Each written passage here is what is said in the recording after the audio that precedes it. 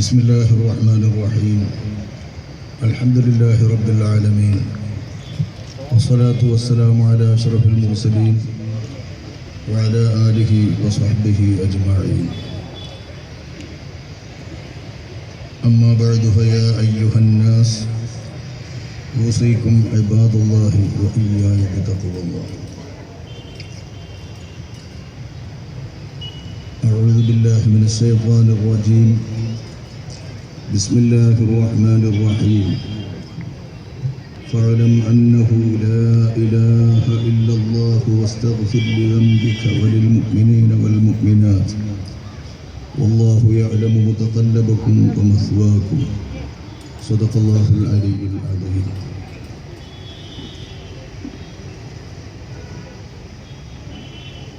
ഈ മഹത്തായ സമ്മേളനത്തിൻ്റെ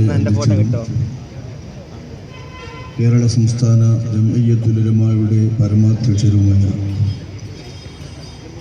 മൗലാന എം.കെ. ഉസ്താദ് അവറുകളെ, ഈ സമ്മേളനം ഉദ്ഘാടനം ചെയ്ത ജംഇയ്യത്തുൽ ഉലമായുടെ സെക്രട്ടറിയും നമ്മുടെ അഭിവന്ന അവലംബവുമായ ആദരണീയരായ തങ്ങളവറുകളെ, ജംഇയ്യത്തുൽ ഉലമായുടെ സ്ഥാപകാംഗവും ജംഇയ്യത്തിൻ്റെ കാര്യദർശിയുമായ അഭിവന്ദരായ മൗലാന ചെറുകര ഉസ്താദ് അവറുകളെ,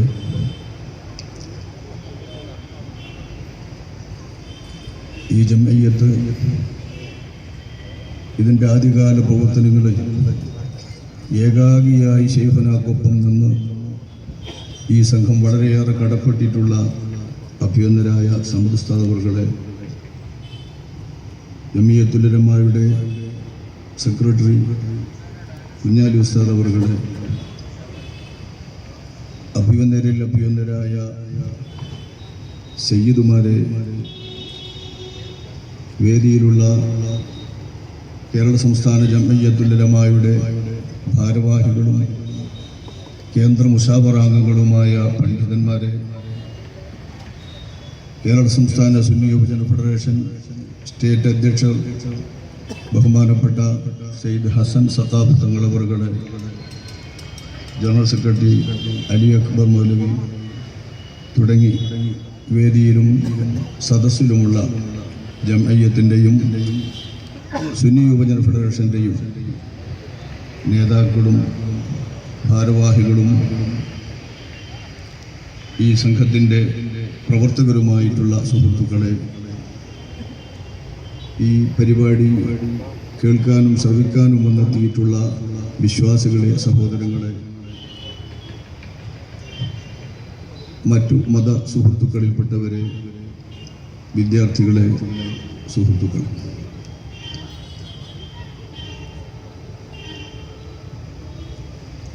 കഴിഞ്ഞ ഡിസംബർ 27-ാം തീയതി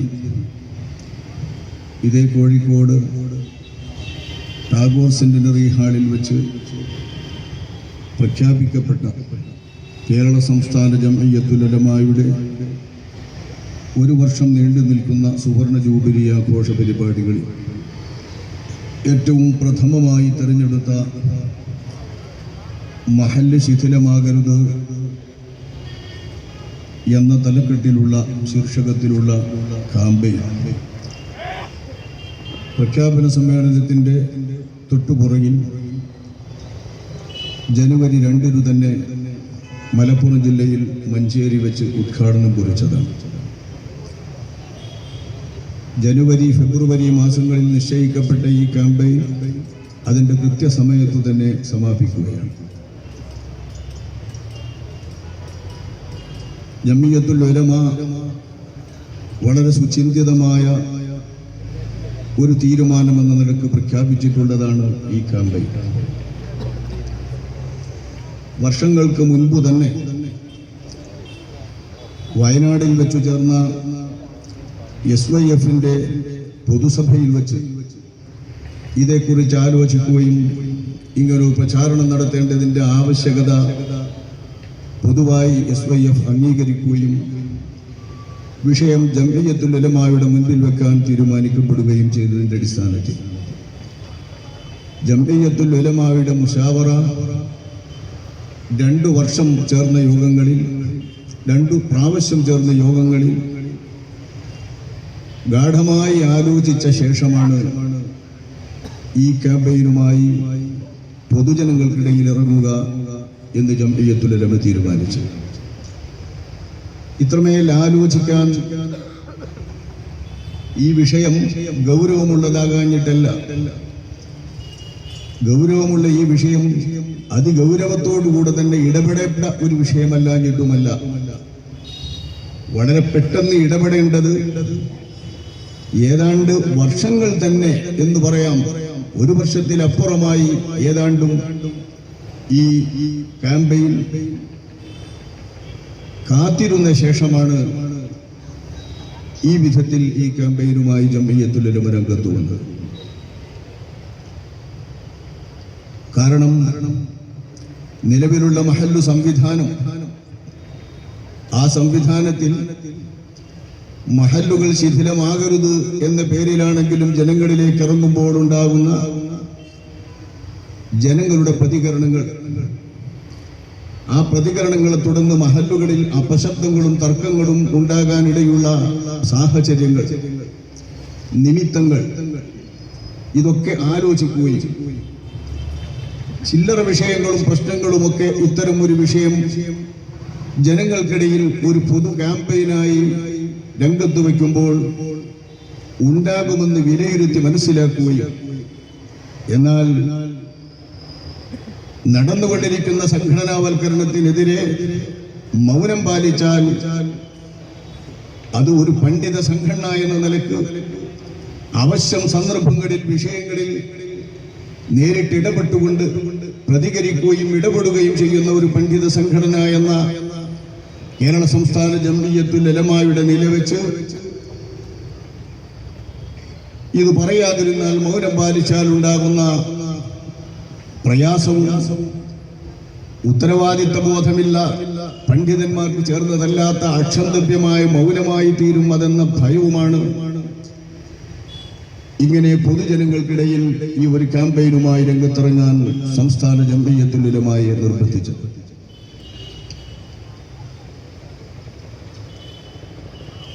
മഹല്ലുകൾ ശിഥിലമാകരുത് എന്ന് പറയാൻ കാരണം എന്താണ്? ഇത് കടുത്ത ഭാഷയിലായിപ്പോയി, മറ്റു സംഘടനക്കാരെ ആക്ഷേപിക്കുന്ന ഭാഷയിലായിപ്പോയി എന്നൊക്കെ തോന്നുന്നവരുണ്ടെങ്കിൽ അത്തരം ഒരാക്ഷേപവും കേരള സംസ്ഥാന ജംഇയ്യത്തുൽ ഉലമ ഇന്നുവരെ നടത്തിയിട്ടില്ല, ഈ വിഷയത്തിൽ നടത്തിയിട്ടില്ലെന്ന് പൂർണ്ണമായ ഉത്തരവാദിത്വ ബോധത്തോടുകൂടെ തന്നെ പറയാൻ നമുക്കാവും. കാരണം എല്ലാവർക്കും തത്സമയം കേൾക്കാനും ശ്രവിക്കാനും പറ്റുന്ന രീതിയിലാണ് പരിപാടികളൊക്കെയും നടന്നുകൊണ്ടിരുന്നത്. അതുകൊണ്ട് എല്ലാവരും ഇത് കേൾക്കുന്നവരാണ്. നമ്മുടെ സുന്നി സംഘടനകളല്ലാത്തവരും ഇതര സംഘടനക്കാരും സുന്നി സംഘടനകളിലുള്ള വിവിധ വിഭാഗക്കാരും എല്ലാവരും ഇത് നടന്നുകൊണ്ടിരിക്കുമ്പോൾ തന്നെ കേൾക്കുന്നവരും അല്ലാതെ കേൾക്കുന്നവരുമാണ്. ആ നിലക്ക് മറ്റു സംഘടനകളെ ആക്ഷേപിക്കുന്ന തരത്തിൽ നമ്മുടെ ഒരു പരിപാടിയും വരാത്ത പോലെ ഇതും വന്നിട്ടില്ലെന്നത് ഒരു സത്യമാണ്. ഇനി ആർക്കെങ്കിലും അങ്ങനെ തോന്നുന്നുണ്ടെങ്കിൽ വിഷയം അതിന്റെ പേരിൽ ലഘൂകരിക്കാൻ പറ്റില്ലല്ലോ. വിഷയം സത്യമാണോ, വിഷയം ശരിയാണോ എന്നത് ചിന്തിക്കേണ്ടതുണ്ടല്ലോ. പറയുന്നവർ ഓരോരുത്തർക്കും ഓരോ ശൈലിയാണ്, ഓരോരുത്തർക്കും ഓരോരോ സംസാര ശൈലിയാണ്. ആ ശൈലി പ്രകാരമാണ് ഓരോ പ്രഭാഷകനും പ്രസംഗകനും പ്രസംഗം നടത്തുക. ഈയുള്ളവനാണ് ജംഇയ്യത്തുൽ ഉലമയെ പ്രതിനിധീകരിച്ചുകൊണ്ട് ഈ ക്യാമ്പയിനുകളുമായി ബന്ധപ്പെട്ട പരിപാടികളിലൊക്കെ പരമാവധി പങ്കെടുക്കാൻ ശ്രമിച്ചിട്ടുള്ളത്. നമ്മുടെ അഭിനന്ദരായ നേതാക്കന്മാർ ജംഇയ്യത്തുൽ ഉലമയുടെ ഈ സിൽവർ ജൂബിലി പ്രഖ്യാപന സമ്മേളനത്തിന് വളരെ വിഷമിച്ച് ബുദ്ധിമുട്ടി പ്രയാസപ്പെട്ടുകൊണ്ടാണ് ജംഇയ്യത്തിന്റെ സ്ഥാപകാംഗങ്ങളായ മൗലാനമാരൊക്കെയും പങ്കെടുത്തത്. ശേഷം ഓരോരോ പരിപാടികൾ പങ്കെടുക്കാൻ പറ്റുന്ന ആരോഗ്യസ്ഥിതിയിലല്ല നമ്മുടെ മഹത്തുക്കളായ നേതാക്കന്മാരുള്ളത്. നിങ്ങൾക്കറിയാം, ഓടിക്കയറിയിരുന്ന സ്റ്റേജുകളിലേക്ക് ഓരോരുത്തരാൽ ആനയിക്കപ്പെട്ടുകൊണ്ടാണ് നമ്മുടെ അഭിനന്ദരായ നേതാക്കൾ സ്റ്റേജിൽ വേദിയിൽ സീറ്റിലിരുത്തപ്പെടുന്നത്. ഈ വിധം പരിക്ഷീണരായ പ്രയാസമുള്ള പല രോഗങ്ങൾ കൊണ്ട് പ്രയാസപ്പെടുന്ന നമ്മുടെ അഭിവന്ദരായ നേതാക്കൾ അള്ളാഹു അവർക്ക് ദീർഘായുസ്സും ആഫിയത്തും നൽകുമാറാവട്ടെ. പ്രയാസങ്ങളിലോ വേദനകളിലോ മറ്റേതെങ്കിലും തരത്തിലുള്ള ബുദ്ധിമുട്ടുകളിലോ പെടുത്താതെ ജീവിതാന്ത്യം വരെ അള്ളാഹു നിശ്ചയിച്ച ആയുസ്സറുതി വരെ ആരോഗ്യവും ആഫിയത്തും നൽകി അള്ളാഹു സുബ്ഹാനഹു വ തആല നമ്മുടെ അഭിനന്ദനായ നേതാക്കളെ അനുഗ്രഹിക്കുമാറാവട്ടെ. അവരുടെ കീഴിൽ സത്യത്തിന് വേണ്ടി ശബ്ദിക്കാനും പ്രവർത്തിക്കാനും നമുക്കും അള്ളാഹു തആല തൗഫീഖ് നൽകുമാറാവട്ടെ. അഭിനന്ദനായ നമ്മുടെ നേതാക്കൾ എല്ലാവർക്കും എല്ലാ പരിപാടികളിലും സംബന്ധിക്കാൻ കഴിയുമായിരുന്നില്ല. ഈ വിധത്തിൽ ഈയുള്ളവൻ പങ്കെടുത്ത പരിപാടികളിലെല്ലാം വഴിവിട്ടു പോകാതിരിക്കാൻ, പ്രസംഗകരുടെ വാക്കുകൾ കൂടിപ്പോകാതിരിക്കാൻ, ഉദ്ദേശിക്കുന്ന കാര്യങ്ങളിലല്ലാതെ മറ്റെന്തെങ്കിലും പ്രവേശിക്കാതിരിക്കാൻ വളരെ ശ്രദ്ധയോടുകൂടെ തന്നെയാണ് ഈ ക്യാമ്പയിൻ നിയന്ത്രിച്ചുകൊണ്ട് നടത്തിയിട്ടുള്ളത്. അങ്ങനെയുള്ള ഈ ക്യാമ്പയിന്റെ പരിസമാപ്തി ഈ വിഷയത്തെ ഉത്തരവാദപ്പെട്ട ആളുകളും ജനങ്ങളും നിഷ്പക്ഷമതികളും മഹല്ലു സംവിധാനം നിലനിൽക്കണമെന്ന് ആഗ്രഹിക്കുന്നവരും കേരളീയ മുസ്ലിം സമൂഹത്തിന്റെ ശാന്തിയും സമാധാനവും മഹല്ലുകളുടെ പൊതു സംവിധാനവും ഇതിങ്ങനെ തന്നെ അഭംഗുരം തുടരണമെന്ന് ആഗ്രഹിക്കുന്ന എല്ലാ വിശ്വാസി സമൂഹങ്ങളും ഈ വിഷയം അതിന്റെ ശരിവശത്തോടുകൂടെ ശ്രദ്ധിക്കാൻ, എന്തുകൊണ്ടാണ് കേരള സംസ്ഥാന ജംഇയ്യത്തുൽ ഉലമ ഇങ്ങനെ ഒരു വിഷയം മഹല്ലുകൾ ശിഥിലമാകരുത് എന്ന തലക്കെട്ട് നൽകി ഒരു ക്യാമ്പയിൻ നടത്തുന്നതെന്ന് ഒരൽപ്പം വിശദീകരിക്കുകയാണ് ഇവിടെ ഉദ്ദേശം. പ്രധാനപ്പെട്ട ഒരു കാരണം, നമ്മുടെ നാടിൽ കേരളത്തിൽ മുസ്ലിമീങ്ങളെ സംബന്ധിച്ചിടത്തോളം ഇതര നാടുകളിൽ നിന്ന് ഭിന്നമായി അനേകം സവിശേഷതകൾ, അനേകം നല്ല നല്ല നന്മകളും അല്ലാഹു സുബ്ഹാനഹു വ തആല നമുക്ക് ഒരുക്കി തന്നിട്ടുണ്ട്. അക്കൂട്ടത്തിൽപ്പെട്ട ഒന്നാണ് നമ്മുടെ പൊതു മഹല്ല് സംവിധാനം.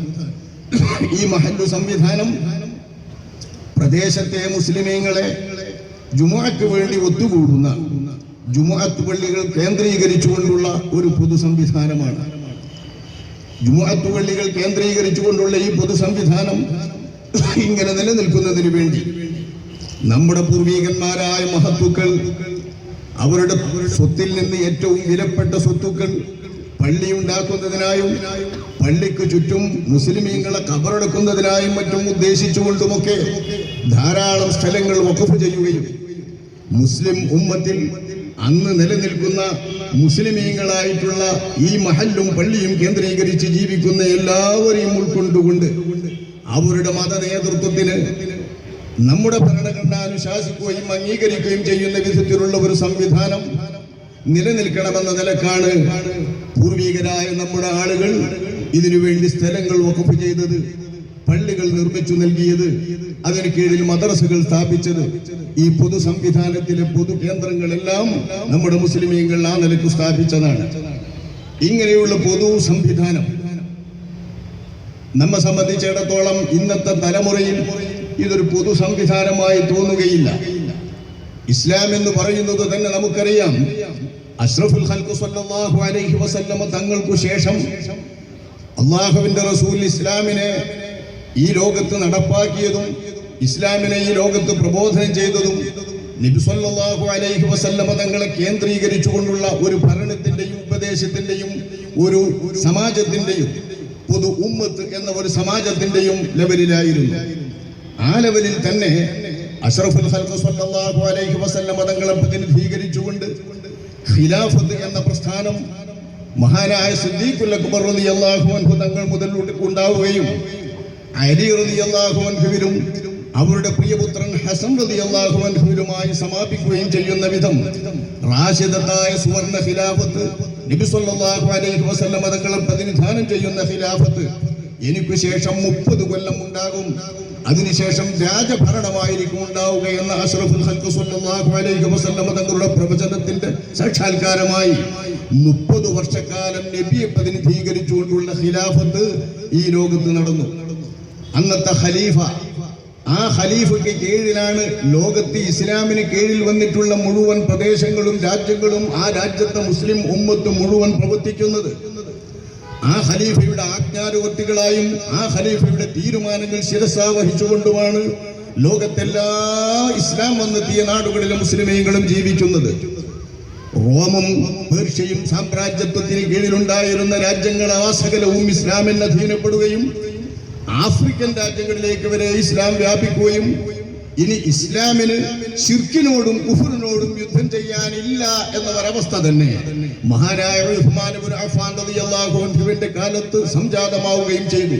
കാരണം ഒരു വലിയ ഭരണകൂടം, അനിസ്ലാമികമായ ഒരു ഭരണകൂടം, ഇസ്ലാമിക ദഅവത്ത് എത്താത്ത ഒരു ഭരണകൂടം എന്നത് തന്നെ ലോകത്തെങ്ങുമില്ലാത്ത വിധം ഇസ്ലാമിന് അധീനപ്പെട്ട് ഇസ്ലാമിക ശബ്ദവും ദഅവത്തും എല്ലായിടത്തും എത്തിയ ഒരവസരത്തിൽ ശിർക്കിനും കുഫറിനുമെതിരെ ആവശ്യമായ ധാർമ്മിക സമരമോ കർക്കശമായ രീതിയിൽ ഇസ്ലാമിന് വേണ്ടി നടത്തുന്ന പ്രബോധന പ്രവർത്തനം എന്ന ദഅവത്ത് തഹ്രീയായ ജിഹാദോ അമുസ്ലിമീങ്ങളുമായി നടത്തേണ്ടതില്ലാത്ത ഒരവസ്ഥ വരെ ഇസ്ലാമിനുണ്ടായിത്തീർന്നു.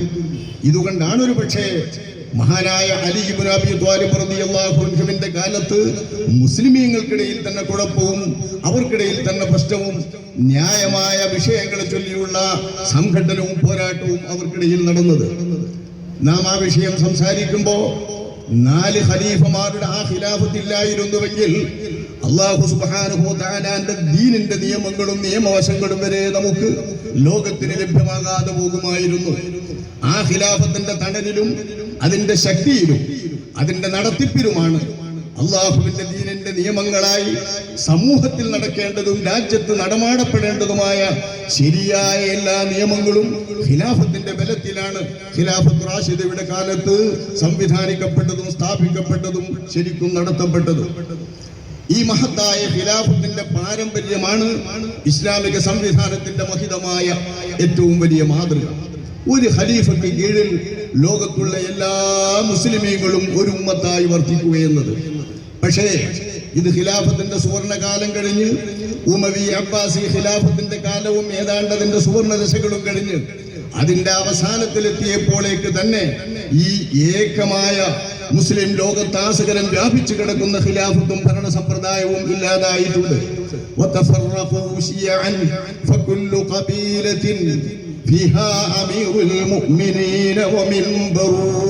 എന്ന് അന്തിലോഷ്യയിൽ മാത്രം, സ്പെയിനിൽ മാത്രം 6 പേർ ഞാനാണ് ഖലീഫ, ഞാനാണ് ഖലീഫ എന്ന് ഒറ്റക്ക് പ്രഖ്യാപിച്ചുകൊണ്ടുള്ള 6 പേർ അന്തിലോഷ്യയിൽ മാത്രം, സ്പെയിനിൽ മാത്രം ഉണ്ടായിരുന്ന ഒരു സ്ഥിതിവിശേഷത്തെ അധികരിച്ചുകൊണ്ട് ഒരു മുസ്ലിം കവി പറഞ്ഞത്, മുസ്ലിമീങ്ങൾ ഖിലാഫത്തിന്റെ കാര്യത്തിൽ ഛിന്ന ഭിന്നമായി ചേരിതിരിഞ്ഞു.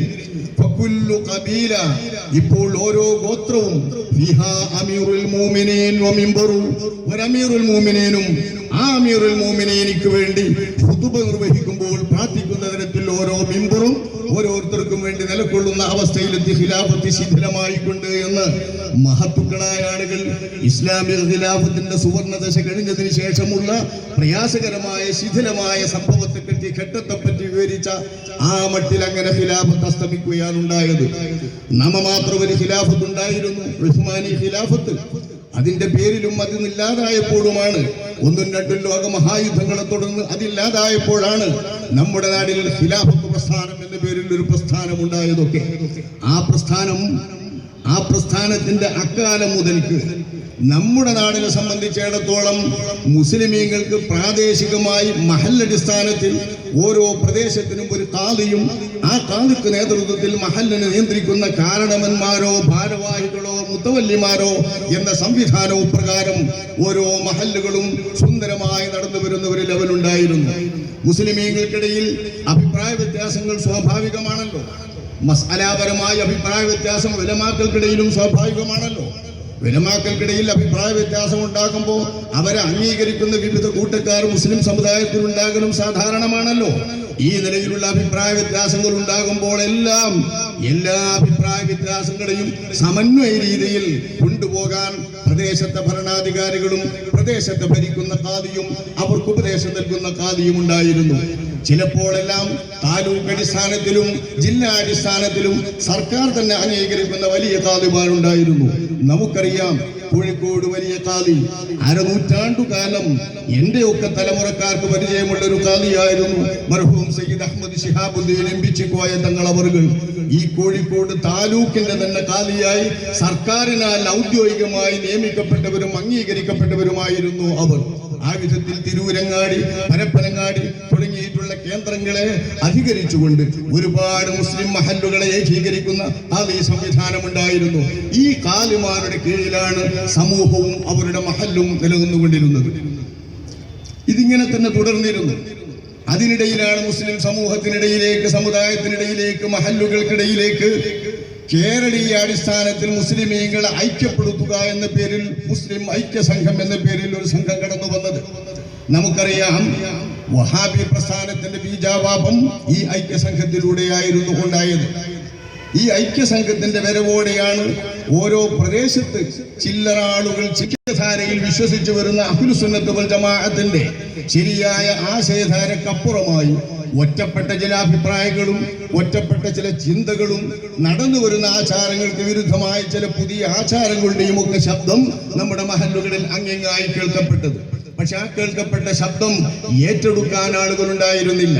അപൂർവരായി എവിടെയെങ്കിലുമുള്ള കേരളീയാടിസ്ഥാനത്തിൽ, സംസ്ഥാനാടിസ്ഥാനത്തിലുള്ള സംഘങ്ങൾ പറയുന്നുവെന്നല്ലാതെ അവർക്ക് നാടുനാടാന്തം അനുയായികളുണ്ടായിരുന്നില്ല.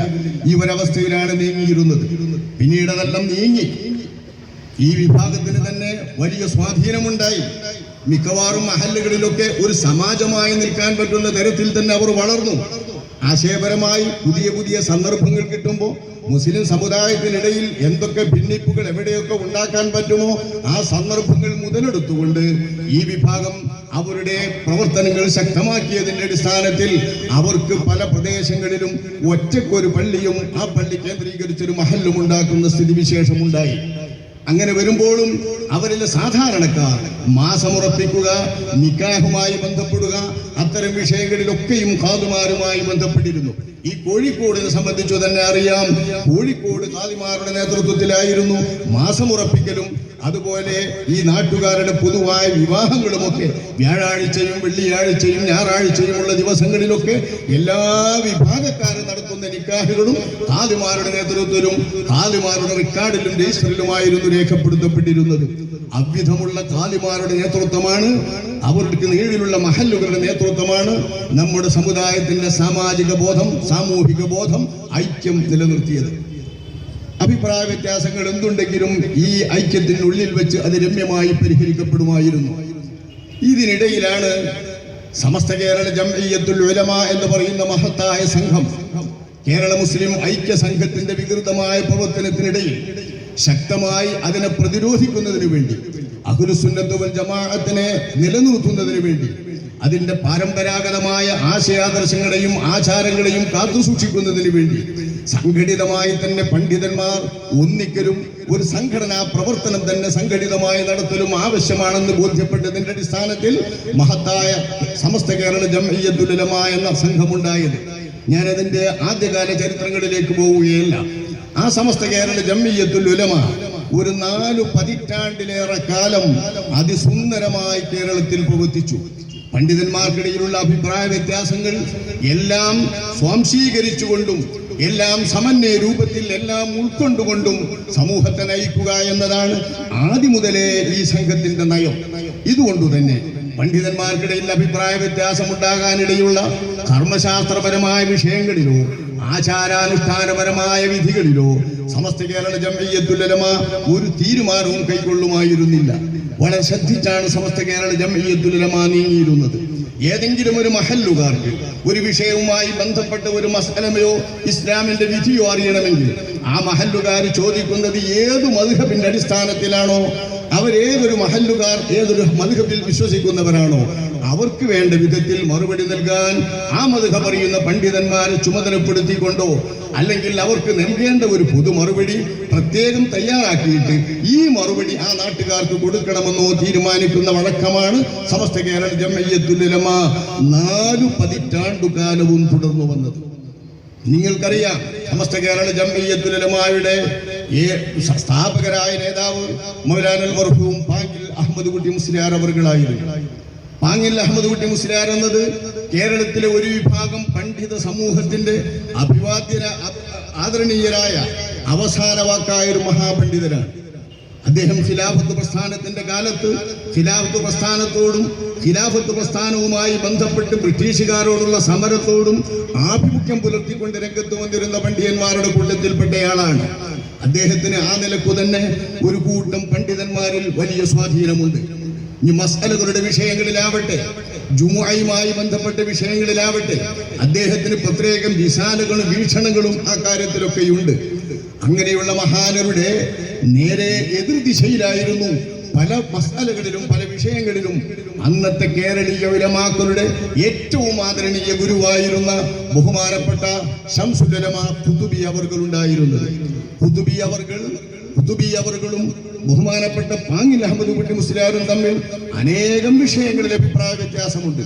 ഈ അഭിപ്രായ വ്യത്യാസമുള്ളതിന്റെ അടിസ്ഥാനത്തിൽ കേരളത്തിലെ ഉലമാക്കളിൽ മിക്ക പേരും ഒന്നുകിൽ പാങ്ങിൽക്കാരന്റെ ആളുകൾ അല്ലെങ്കിൽ ശംസുൽ ഉലമാ ഖുതുബി അവർകളുടെ ആളുകൾ എന്ന രീതിയിൽ പോലും വ്യവച്ഛേദിക്കപ്പെട്ടിരുന്നു. ആ അർത്ഥത്തിൽ വരെ ഉലമാക്കൾക്കിടയിൽ രണ്ടു പക്ഷം എന്ന നിലപാടിലുള്ളവരായിരുന്നു ബഹുമാനപ്പെട്ട പാങ്ങിൽ അഹമ്മദ് കുട്ടി മുസ്ലിയാരും ശംസുൽ ഉലമാ ഖുതുബി അവർകളും.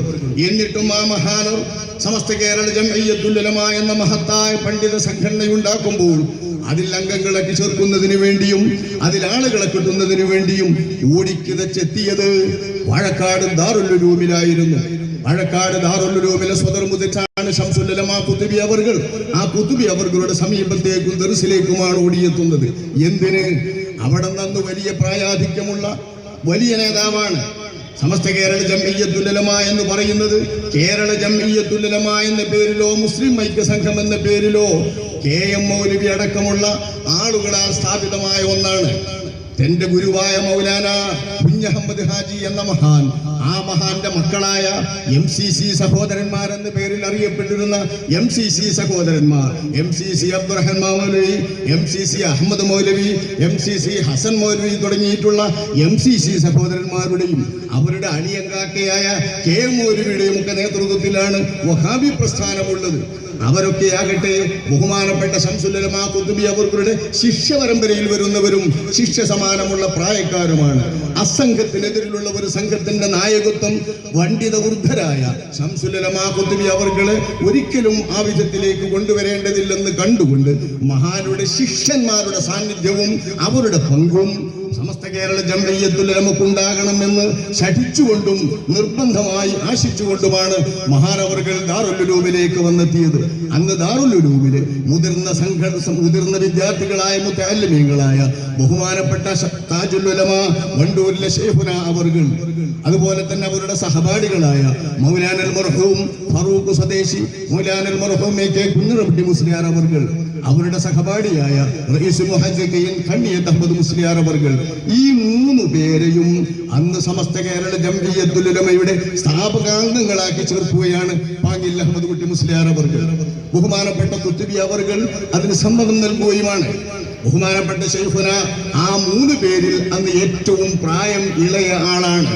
19 വയസ്സ് മാത്രമേ ബഹുമാനപ്പെട്ട ശൈഖുനക്കുള്ളൂ.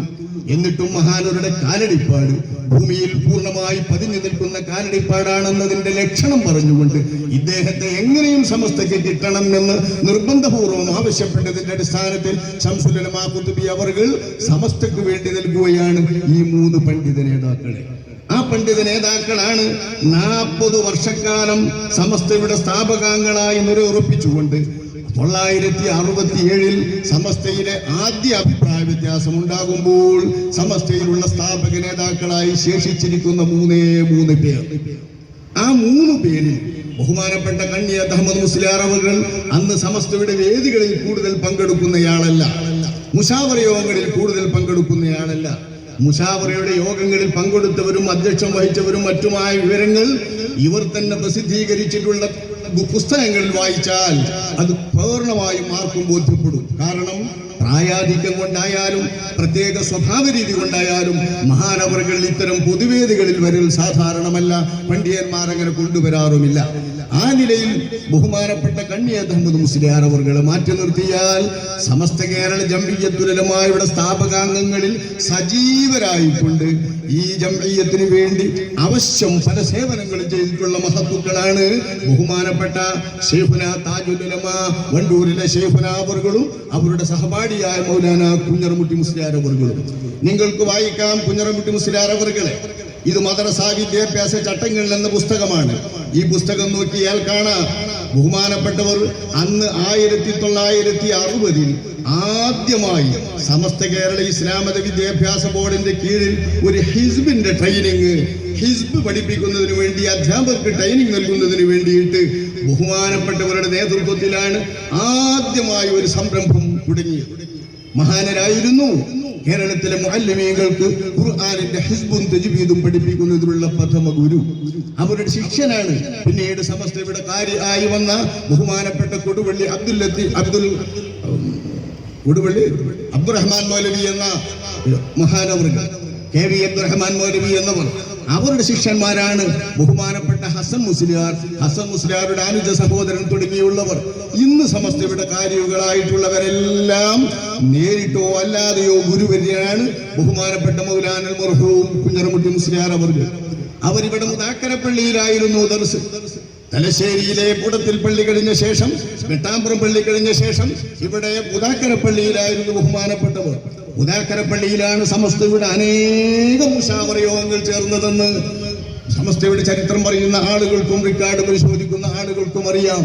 അങ്ങനെ സകല മുശാവറകളിലും പങ്കെടുത്തുകൊണ്ടും മുശാവറാങ്കശമായ ശേഷം അതിന്റെ മുമ്പ് സ്ഥാപകാംഗമായി അംഗത്വമുള്ള ബോഡികളിലും ഫോറങ്ങളിലുമെല്ലാം സജീവമായി പങ്കെടുത്തുന്ന ഈ രണ്ട് മഹത്തുക്കൾ 8/4/67 സമസ്ത കേരള ജംഇയ്യത്തുൽ ഉലമായുടെ 42 വർഷത്തെ ചരിത്രത്തിൽ കർമ്മപരമായ ഒരു വിഷയത്തിൽ ഒരു ചോദ്യം ഉടലെടുക്കുകയും ഒരു മഹല്ലുകാരിൽ നിന്ന് ചോദ്യം വന്നപ്പോൾ ആ ചോദ്യത്തിനുള്ള മറുപടി സമസ്ത കേരള ജംഇയ്യത്തുൽ ഉലമായുടെ മുശാവറ എന്ന പേരിൽ ചേർന്ന അന്നത്തെ 40 അംഗ മുശാവറയിലെ 13 ആളുകൾ മാത്രം പങ്കെടുത്തിട്ടുള്ള മുശാവറയിൽ 3 അംഗങ്ങളുടെ എതിർപ്പ് വകവെക്കാതെ 10 ആളുടെ അഭിപ്രായം ജംഇയ്യത്തുൽ ഉലമായുടെ ഒരു തീരുമാനമായി കൊണ്ട് ബാങ്ക്, ഖുതുബ, നിസ്കാരം പോലുള്ള ഇബാദത്തുകളിൽ ഉച്ചഭാഷണി ഉപയോഗിക്കൽ അനുവദനീയമാണ് എന്ന് സമസ്ത തീരുമാനിച്ചു. അനുവദനീയമാണ് എന്ന് മറുപടി കൊടുക്കാൻ തീരുമാനിച്ചു എന്ന് പോലുമല്ല. അതിനു മുൻപ് അത്തരം വല്ല സംഭവങ്ങൾ ഉണ്ടായാൽ ഇത് മറുപടി കൊടുക്കാൻ തീരുമാനിച്ചു എന്ന് തീരുമാനിച്ചത് കാണാം. വളഞ്ഞു തിരിയുന്നതിന് അങ്ങനെ പറയുന്നത് മറുപടി കൊടുക്കാൻ തീരുമാനിച്ചു എന്ന്. ബാങ്ക് പലിശയെ പറ്റി വന്ന ചോദ്യത്തിന് അത് പൊതുവെ പാടില്ല എന്ന് മറുപടി കൊടുക്കാൻ തീരുമാനിച്ചു. സ്ത്രീധനത്തെ കുറിച്ച് വന്ന ചോദ്യത്തിന്, ഓർക്കാട്ടേരിക്കാരുടെ ചോദ്യത്തിന് അത് ശറഇൽ നിഷിദ്ധമല്ല എന്ന് മറുപടി കൊടുക്കാൻ തീരുമാനിച്ചു. ഇങ്ങനെ മറുപടി കൊടുക്കാൻ തീരുമാനിച്ചതായോ അതല്ലെങ്കിൽ ഏതെങ്കിലും ഒരു സംഘത്തെ മറുപടി കൊടുക്കാൻ ഏൽപ്പിച്ചതായോ ഒരു മുഫ്തിയെ മറുപടി കൊടുക്കാൻ നിയമിച്ചതായോ സമസ്തയുടെ തീരുമാനങ്ങളിൽ, മുശാവറയുടെ തീരുമാനങ്ങളിൽ കാണുമെന്നല്ലാതെ ഒരു വിഷയം ജായിസാണ്, ജായിസല്ല എന്നിങ്ങനെയുള്ള മസ്അലപരമായ വിഷയങ്ങളിൽ ഒരു തീരുമാനം സമസ്തയുടെ പേരിൽ എടുക്കുക എന്നത് 42 വർഷത്തെ ഈ 8/4/67 എന്ന തീരുമാനം വരെയുള്ള വിഷയങ്ങളിൽ ആദ്യ സംഭവമാണ്. മസ്അലാപരമായ വിഷയത്തിൽ ഒരു മറുപടി കൊടുക്കൂല എന്നല്ല നമ്മൾ പറയുന്നതും എഴുതുന്നതും. മസ്അലാപരമായ വിഷയത്തിൽ മറുപടി കൊടുക്കാൻ തീരുമാനിച്ചുവെന്നോ മറുപടി കൊടുക്കാൻ ഒരു മുഫ്തിയെ ഏൽപ്പിച്ചുവെന്നോ തീരുമാനിക്കുന്ന ശൈലി വിട്ട് മസ്അലാപരമായ വിഷയത്തിൽ ഇത് അനുവദനീയമാണ്, ഇത് ഹറാമാണ് എന്നിങ്ങനെ പാസ്സാക്കുന്ന, വിധി പാസ്സാക്കുന്നത് സമസ്ത കേരള ജംഇയ്യത്തുൽ ഉലമയുടെ നയമല്ല. കാരണം ജായിസാണ്, ജായിസല്ല എന്ന വിഷയത്തിൽ 4 മദ്ഹബുകൾക്കിടയിൽ അഭിപ്രായ വ്യത്യാസം കാണില്ലേ? മിക്ക മസ്അലയിലും 4 മദ്ഹബുകൾക്കിടയിൽ അഭിപ്രായ വ്യത്യാസം കാണും. ഈ മദ്ഹബുകൾക്കുള്ളിൽ അഭിപ്രായ വ്യത്യാസങ്ങൾ കാണും.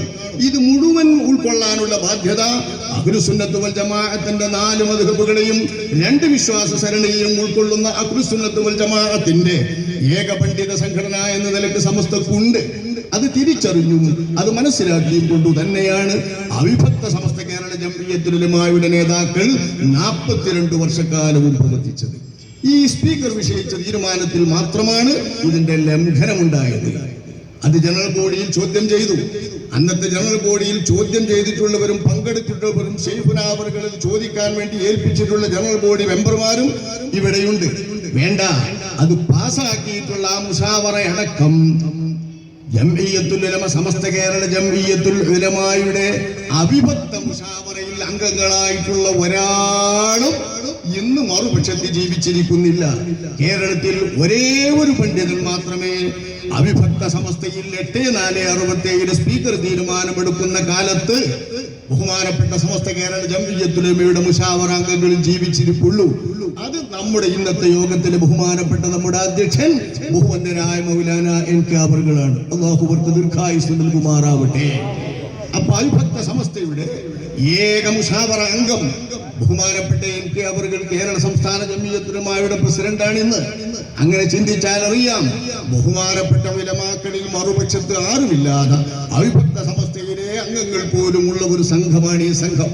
8467 തീരുമാനത്തെ തുടർന്ന് സമസ്ത കേരള ജംഇയ്യത്തുൽ ഉലമായുടെ തുടർച്ചയായിക്കൊണ്ടു തന്നെ, എന്നാൽ അതേ പേരിൽ പ്രവർത്തിക്കുമ്പോൾ പ്രശ്നങ്ങളുണ്ടാകും, കുഴപ്പങ്ങളുണ്ടാകും, നാട്ടിൽ പ്രയാസങ്ങളുണ്ടാകും, സംഘടനാപരമായി പല ആലോചനകളും സൃഷ്ടിക്കും എന്ന് കണ്ടുകൊണ്ട് വേറെ ഒരു സമസ്ത എന്ന പേരിൽ പ്രവർത്തിക്കാതെ കേരള സംസ്ഥാന ജംഇയ്യത്തുൽ ഉലമ എന്ന പേരിൽ മഹത്തായ ആ സംഘടന രൂപീകരിക്കാൻ അന്ന് ജീവിച്ചിരിക്കുന്ന ഔലിയാക്കന്മാരുടെ ആരിഫീങ്ങളുടെയും ഒക്കെ സമ്മർദ്ദപ്രകാരമാണ് ബഹുമാനപ്പെട്ട ശൈഖുനാ താജുൽ ഉലമ അവർകൾ രംഗത്ത് വന്നത്.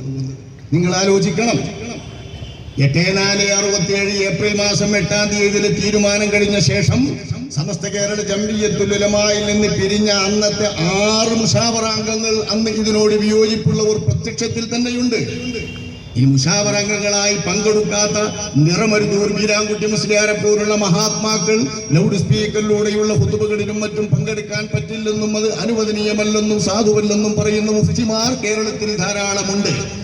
അവരൊക്കെ ഉണ്ടായിരിക്കെ സമസ്ത കേരള ജംഇയ്യത്തുൽ ഉലമാക്കെതിരായി മറ്റൊരു സംഘടന പഴയ സമസ്ത കേരള ജംഇയ്യത്തുൽ ഉലമയുടെ ഉദ്ദേശ ലക്ഷ്യങ്ങൾ നടപ്പാക്കുന്നതിന് വേണ്ടി പഴയ സമസ്തയുടെ തുടർച്ച എന്ന നിലയ്ക്ക് തന്നെ ആരംഭിക്കുമ്പോൾ ആ സംഘത്തിന് പേര് മാറ്റാതിരിക്കുന്നത് ശരിയല്ല എന്ന ഔചിത്യ ബോധം പുലർത്തിക്കൊണ്ടാണ് ബഹുമാനപ്പെട്ട ശൈഖുനാ താജുൽ ഉലമായും മൗലാന കുഞ്ഞറമുട്ടി മുസ്ലിയാർ അടക്കമുള്ള പണ്ഡിതന്മാർ സമസ്തയിൽ നിന്ന് പിരിഞ്ഞവർ കേരള സംസ്ഥാന ജംഇയ്യത്തുൽ ഉലമ ഉണ്ടാക്കുന്നത്.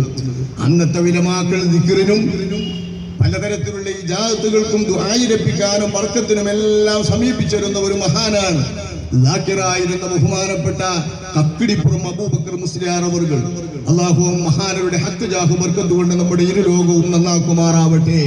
ആ കക്കിടം അബൂബക്കർ മുസ്ലിയാരെ പോലുള്ളവർ കാസർഗോഡ് ആദൂരിലെ യഹ്യ തങ്ങൾ അഹ്ദലി എന്ന ഒരു മഹാനായ സയ്യിദുണ്ട്.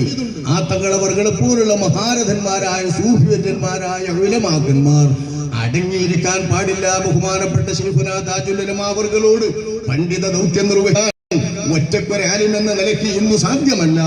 ഉലമാക്കളുടെ ഒരു സംഘം മറുപക്ഷത്ത് പ്രവർത്തിക്കുമ്പോ അപ്പുറത്ത് വഹാബികളുടെ സംഘവും ഉലമാ സംഘമായി പ്രവർത്തിക്കുമ്പോ ഒരു ഉലമാക്കളുടെ സംഘം തന്നെ വേണം എന്ന് പ്രത്യേകം നിർദ്ദേശിച്ചിട്ട് അവരോട് പ്രത്യേകം അയച്ചിരുന്ന ആളുകളാണ് നമ്മുടെ ബഹുമാനപ്പെട്ട രാമന്തളി ഈ പ്രഖ്യാപനം നടത്തിയ, നമ്മുടെ ഈ ഔദ്യോഗികമായി സുവർണ ജൂബിലിയുടെ പ്രഖ്യാപനം നടത്തിയത് നമ്മുടെ ഈ സംഘത്തിന്റെ അഭിവന്ദ്യരായ 3 ദശകത്തിൽ പരം കാലം മഹാനായ ശൈഖുനാ താജുൽ ഉലമയ്ക്ക് ശേഷം ഈ സംഘത്തിന്റെ സാരഥ്യത്തിൽ മുഖ്യ കാർമ്മികത്വത്തിൽ മുഖ്യ കാര്യദർശിയായി ജനറൽ സെക്രട്ടറിയായി ഈ സംഘത്തെ നയിച്ച മൗലാന രാമന്തളി സയ്യിദ് മുഹമ്മദ് കോയ തങ്ങളവർകൾ മഹാനവർകളെയും അവരുടെ സഹോദരൻ ബഹുമാനപ്പെട്ട സയ്യിദ് യാസീൻ മുത്തുക്കോയ തങ്ങളവർകളെ പോലുള്ള ബഹുമാനപ്പെട്ട കക്കിടിപ്പുറം അവരോട് വളരെ അടുത്ത ആളുകളുടെ അടുത്ത് തന്നെയാണ് ബഹുമാനപ്പെട്ടവർ പറഞ്ഞയച്ചിരുന്നത്. അടങ്ങിയിരിക്കാൻ പാടില്ല, ഒരു സംഘടന വേണമെന്ന്. അങ്ങനെ രൂപീകരിക്കപ്പെട്ട സംഘമാണ് കേരള സംസ്ഥാന ജംഇയ്യത്തുൽ ഉലമ. ഈ ഔചിത്യ ബോധം സംഘടനയുടെ പേര് നൽകി പ്രവർത്തിക്കുന്നതിൽ അടക്കം പുലർത്തിയ ശൈഖുനാ സംഘടനയുടെ പ്രവർത്തനത്തിലും ഇത് പുലർത്തി.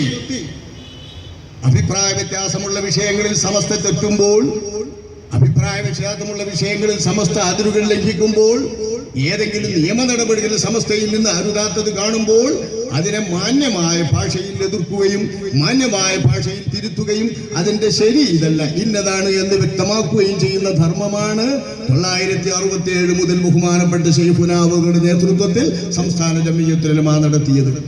ശൈഖുനായുടെ മഹാമനക്കരുത്തുകൊണ്ട് അവർ സ്വന്തം ഒരു പത്രം തന്നെ നുസ്രത്തുൽ അനാം എന്ന പേരിൽ സ്ഥാപിക്കുകയും തന്റെ ചിന്തകളും തന്റെ അഭിപ്രായങ്ങളും മറുപക്ഷത്തെ സമസ്ത പറയുന്ന വിഷയങ്ങളിലുള്ള പോരായ്മകളുമെല്ലാം പറയാൻ ഉദ്ദേശിച്ചുകൊണ്ട് തന്നെ ബഹുമാനപ്പെട്ട ഒരു പത്രം വരെ സ്ഥാപിച്ച് നടത്തുകയും ചെയ്തു. ആ പത്രം ഇന്നും വണ്ടൂരിൽ നിന്ന് തന്നെ പുറപ്പെട്ടുകൊണ്ടിരിക്കുന്നുണ്ട്, നുസ്രത്തുൽ അനാം എന്ന മഹാമാസിക. ഇത് നമ്മൾ മനസ്സിലാക്കണം. അങ്ങനെ പോകുന്ന ഭിന്നിപ്പ് 42 ശേഷം 967 42 വർഷത്തെ സമസ്തയുടെ പ്രവർത്തനത്തിന് ശേഷം ഉണ്ടായിത്തീർന്ന ആ ഭിന്നിപ്പിന്റെ ശേഷം 1989 ഒരു ഭിന്നിപ്പ് രണ്ടാമത് വരുന്നത്. അതാണ് നമ്മൾ EKAP എന്ന ഇംഗ്ലീഷ് ഇനീഷ്യലുകളിൽ 2 സമസ്തയെ അറിയപ്പെടുന്നതിനിടയാക്കിയ ഭിന്നിപ്പ്. ഇതൊരു പിളർപ്പെന്ന രൂപത്തിൽ രൂപപ്പെട്ടു. രണ്ടും 2 സംഘടനകളായി. ഈ 2 സംഘടനകളും തുടക്കത്തിൽ തന്നെ പ്രവർത്തിച്ചത് എങ്ങനെയാണ്? സമസ്ത എന്ന് പറയുന്ന സംഘടനയെ ആർക്ക് കിട്ടണം? ആരുടേതാണ് സമസ്ത?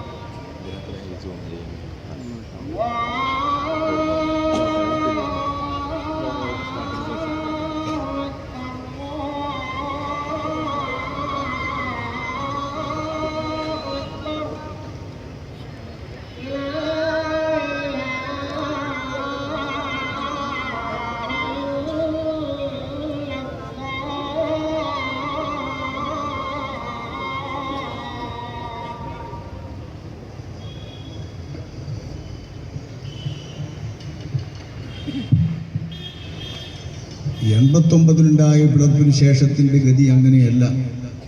വിദ്യാഭ്യാസ ബോർഡ് ആർക്കു കിട്ടണം? മാസികകൾ ആർക്കു കിട്ടണം? സ്ഥാപനങ്ങൾ ആർക്കു കിട്ടണം? സമസ്തയുടെ സ്വത്ത് ആർക്ക് കിട്ടണം? ഇതൊക്കെ ആരുടെ കയ്യിൽ വരണം എന്ന നിലക്കാണ് 2 കക്ഷികളും തുടക്കം മുതലേ ശ്രദ്ധിച്ചു വരുന്നത്. അതുകൊണ്ട് തന്നെയാണ് 2 കക്ഷികളും സമസ്ത എന്ന പേരിൽ തന്നെ പ്രവർത്തിക്കേണ്ടി വന്നത്. അങ്ങനെ തന്നെ ഇന്നും പ്രവർത്തിച്ചു വരുന്നു. പേരുകളൊക്കെ റെക്കോർഡിക്കൽ ചിലപ്പോൾ മാറ്റിയിരിക്കാം, രജിസ്ട്രേഷൻ ചിലപ്പോൾ മാറ്റിയിരിക്കാം, പക്ഷെ പ്രവൃത്തിയിൽ സമസ്ത എന്ന് തന്നെയാണ് 2 കൂട്ടർ. ഈ 2 കൂട്ടർ ഈ പിടിച്ചടക്കലും ജയിച്ചടക്കലും സ്വന്തമാക്കലും സംഘടനവൽക്കരിക്കലും അവനവൻ്റേതാക്കലും എന്ന ഈ നയത്തിൽ മാത്രം ഊന്നിക്കൊണ്ടാണ് 989 മുതൽ ഇക്കഴിഞ്ഞ 25 വർഷക്കാലവും പ്രവർത്തിച്ചത്. ഏതാണ്ട് 25 വർഷക്കാലമായില്ലേ ഈ 25 വർഷക്കാലമായിട്ട് 89-ൽ തുടങ്ങിയിട്ടുള്ള ഈ സംഘടനാ പ്രവർത്തനം, ഈ 2 സംഘങ്ങളും ആരംഭിച്ചിട്ട് ഒരു 10 വയസ്സ് അന്നുള്ള ആളുകൾക്ക് ഇന്നൊരു 35 വയസ്സായല്ലോ. അപ്പൊ ഏതാണ്ട് ഒരു 35-40 വയസ്സായ ആളുകൾ കാണുന്ന സംഘടനാ പ്രവർത്തനം ഇങ്ങനെയാണ്. അപ്പൊ അവർ പ്രവർത്തിച്ചത് തന്നെ സംഘടനയ്ക്ക് സ്വന്തമാക്കുക, സംഘടനയ്ക്ക് ബന്ധാക്കുക, സംഘടന പിടിച്ചടക്കുക, സംഘടന ഒതുക്കുക എന്ന രീതിയിലുള്ള പ്രവർത്തനമാണ് അവർ കാഴ്ചവെച്ചത്. അത് ആദ്യത്തിൽ നിലവിലിരിക്കുന്ന മഹല്ലുകളുടെ മേൽ കയ്യേറ്റം നടത്തുന്നതിന് വേണ്ടി പുതിയ സംഘടന എന്ന രീതിയിൽ സംഘടനാ സംവിധാനം നിലനിന്ന ഒരു കൂട്ടർ നിലനിന്നത് നമുക്കറിയാം. സംഘടനക്കുള്ള യുവജന സംഘം SYS, അതുപോലെ വിദ്യാർത്ഥി സംഘം SSF, സമസ്തയുടെ 2 സംഘവും ആ 2 സംഘത്തിന്റെ കീഴിലുള്ള സ്ഥാപനങ്ങളും പത്രങ്ങളും AP വിഭാഗത്തിന്റെ കയ്യിലാണ് ഉണ്ടായത്. സമസ്ത കേരള ഇസ്ലാം മത വിദ്യാഭ്യാസ ബോർഡ് എന്ന വിദ്യാഭ്യാസ ബോർഡും സമസ്തയുടെ ഓഫീസും സമസ്ത എന്ന പേരിനോട് ബന്ധപ്പെട്ട് നിൽക്കുന്ന റിക്കാർഡുകളും കാര്യങ്ങളും എല്ലാം ഉണ്ടായത് EK വിഭാഗം സമസ്തയുടെയും കയ്യിലാണ്. അപ്പൊ കണ്ടോ നോക്കോ എന്നുള്ള രീതിയിൽ തന്നെയാണ് ഈ 2 കൂട്ടരും അങ്ങോട്ടും ഇങ്ങോട്ടും പ്രവർത്തിക്കുക. അങ്ങനെ തന്നെ പ്രവർത്തിച്ചു. ഈ പ്രവർത്തനത്തിൽ മദ്രസകളും പള്ളികളും പിടിച്ചടക്കുന്നതിന്റെ ആ രീതിയിലേക്ക് അവരുടെ ഭിന്നിപ്പ് കടന്നു വന്നപ്പോൾ, അതായത് രൂപീകരണം കഴിഞ്ഞ് മാസങ്ങളായപ്പോൾ തന്നെ ആ ശ്രമങ്ങളിലേക്കാണ് കടന്നു വന്നത്. ഈ പേരിനെ ആസ്പദമാക്കിക്കൊണ്ട് മദ്രസകളും പള്ളികളും തങ്ങളാണെന്നു പറഞ്ഞ് അവകാശവാദം ഉന്നയിക്കാൻ പുതിയ ഗ്രൂപ്പ് രംഗത്ത് വന്നു. ആ സമയത്ത് നടത്തിയതാണ് പീസ് ക്യാമ്പയിൻ. ഈ പീസ് ക്യാമ്പയിനെ തുടർന്നും മറ്റും ജനങ്ങൾക്കിടയിൽ പൊതുവായി നിലനിന്ന് വരുന്ന മഹല്ലുകളിൽ കുഴപ്പമുണ്ടാക്കാതെ അതിപ്പോ ആര് നടത്തി വരുന്നുവോ ആ വിധത്തിൽ തന്നെ മഹല്ലുകൾ നടത്തുക, നിലവിലുള്ള മഹല്ലിന്റെ മദ്രസകളും മഹല്ലിന് കീഴിലുള്ള പൊതുമദ്രസകളും എങ്ങനെ നടക്കുന്നുവോ അങ്ങനെ തന്നെ നടക്കുക. പുതിയ ഒരു സംഘത്തിന് അതിപ്പോൾ ഏൽപ്പിക്കേണ്ടതില്ല എന്നാണ് സ്വാഭാവികമായും ശാന്തി ആഗ്രഹിക്കുന്ന, സമാധാനം ആഗ്രഹിക്കുന്ന മഹല്ലു ജമാഅത്തുകളും മഹല്ലിലെ ജനങ്ങളൊക്കെയും തീരുമാനിച്ചത്. ഇന്നും അങ്ങനെ തന്നെയാണ് തീരുമാനിക്കുക. ഇന്നും സാധാരണ ജനങ്ങൾ കുഴപ്പം ആഗ്രഹിക്കുന്നവരല്ല, സാധാരണ ജനങ്ങൾ പുതുമ ആഗ്രഹിക്കുന്നവരല്ല. പരമ്പരാഗതമായി വരുന്ന ഒരു രീതിയിലൂടെ അങ്ങനെ പോകുമ്പോൾ അതിൽ കുഴപ്പമില്ലെങ്കിൽ ശാന്തമായുള്ള ആ അന്തരീക്ഷത്തിന് ഒരു സമാധാന ഭംഗവും ഉണ്ടാക്കരുത്, അശാന്തി സൃഷ്ടിക്കരുത് എന്ന മനോഭാവമുള്ള നമ്മുടെ മഹല്ല് മുസ്ലിമീങ്ങൾ, മഹല്ലിൽ നിൽക്കുന്ന മുസ്ലിമീങ്ങൾ, അവർക്ക് സംഘടനാ ബന്ധമില്ല. സംഘടനാ ബന്ധമുള്ളവർ അവരിൽ നന്ന ചുരുങ്ങും, വളരെ ചുരുങ്ങും, ചെറിയൊരു ശതമാനം മാത്രമേ കാണൂ. അങ്ങനത്തെ മുസ്ലിമീങ്ങൾ സമസ്ത കേരള ഇസ്ലാം മത വിദ്യാഭ്യാസ ബോർഡിന്റെ കീഴിൽ പ്രവർത്തിച്ചു വരുന്ന മദ്രസകൾ അങ്ങനെ തന്നെ തുടരട്ടെ. അപ്പൊ നമ്മുടെ നാട്ടിലെ മദ്രസ പുതിയൊരു ബോർഡിന് കൊടുക്കണ്ട, പുതിയൊരു പാഠബുക്കിന് കൊടുക്കണ്ട. നിലവിലിരിക്കുന്ന പാഠബുക്കുകളും സംവിധാനങ്ങളും ആരാണ് നടത്തുന്നത് അവർക്ക് നൽകാം, അവർ തന്നെ നടത്തട്ടെ. ഇനി ഒരു പുതിയ മാറ്റം വേണ്ട എന്ന് മഹല്ലു ജമാഅത്തുകൾ ആഗ്രഹിച്ചു, അവർ തീരുമാനിച്ചു. അതവരുടെ നന്മയുടെ ഉദാഹരണമാണ്, അവരുടെ മനസ്സിന്റെ ശുദ്ധിയുടെ തെളിവാണ്, അവരുടെ സമാധാനകാംക്ഷയുടെയും ശാന്തി ആഗ്രഹിക്കുന്നതിന്റെയും ഏറ്റവും വലിയ നിദർശനമാണ്. ആ മഹത്തായ രീതിയിൽ തന്നെ മുസ്ലിമീങ്ങൾ അവരുടെ മദ്രസകളും ആ മദ്രസകളെ ചൊല്ലി മഹല്ലുകളും നിയന്ത്രിച്ചുകൊണ്ടേയിരുന്നു. അങ്ങനെ ഈക്ക സമസ്ത വിഭാഗത്തിന് കിട്ടിയതെല്ലാം പൊതുമഹല്ലുകളും പൊതുമദ്രസകളുമാണ്. ഈ പൊതുമഹല്ലുകളും പൊതുമദ്രസകളും ലഭ്യമായിട്ടുള്ള ഒരു കൂട്ടരാണ് ഈക്ക വിഭാഗം.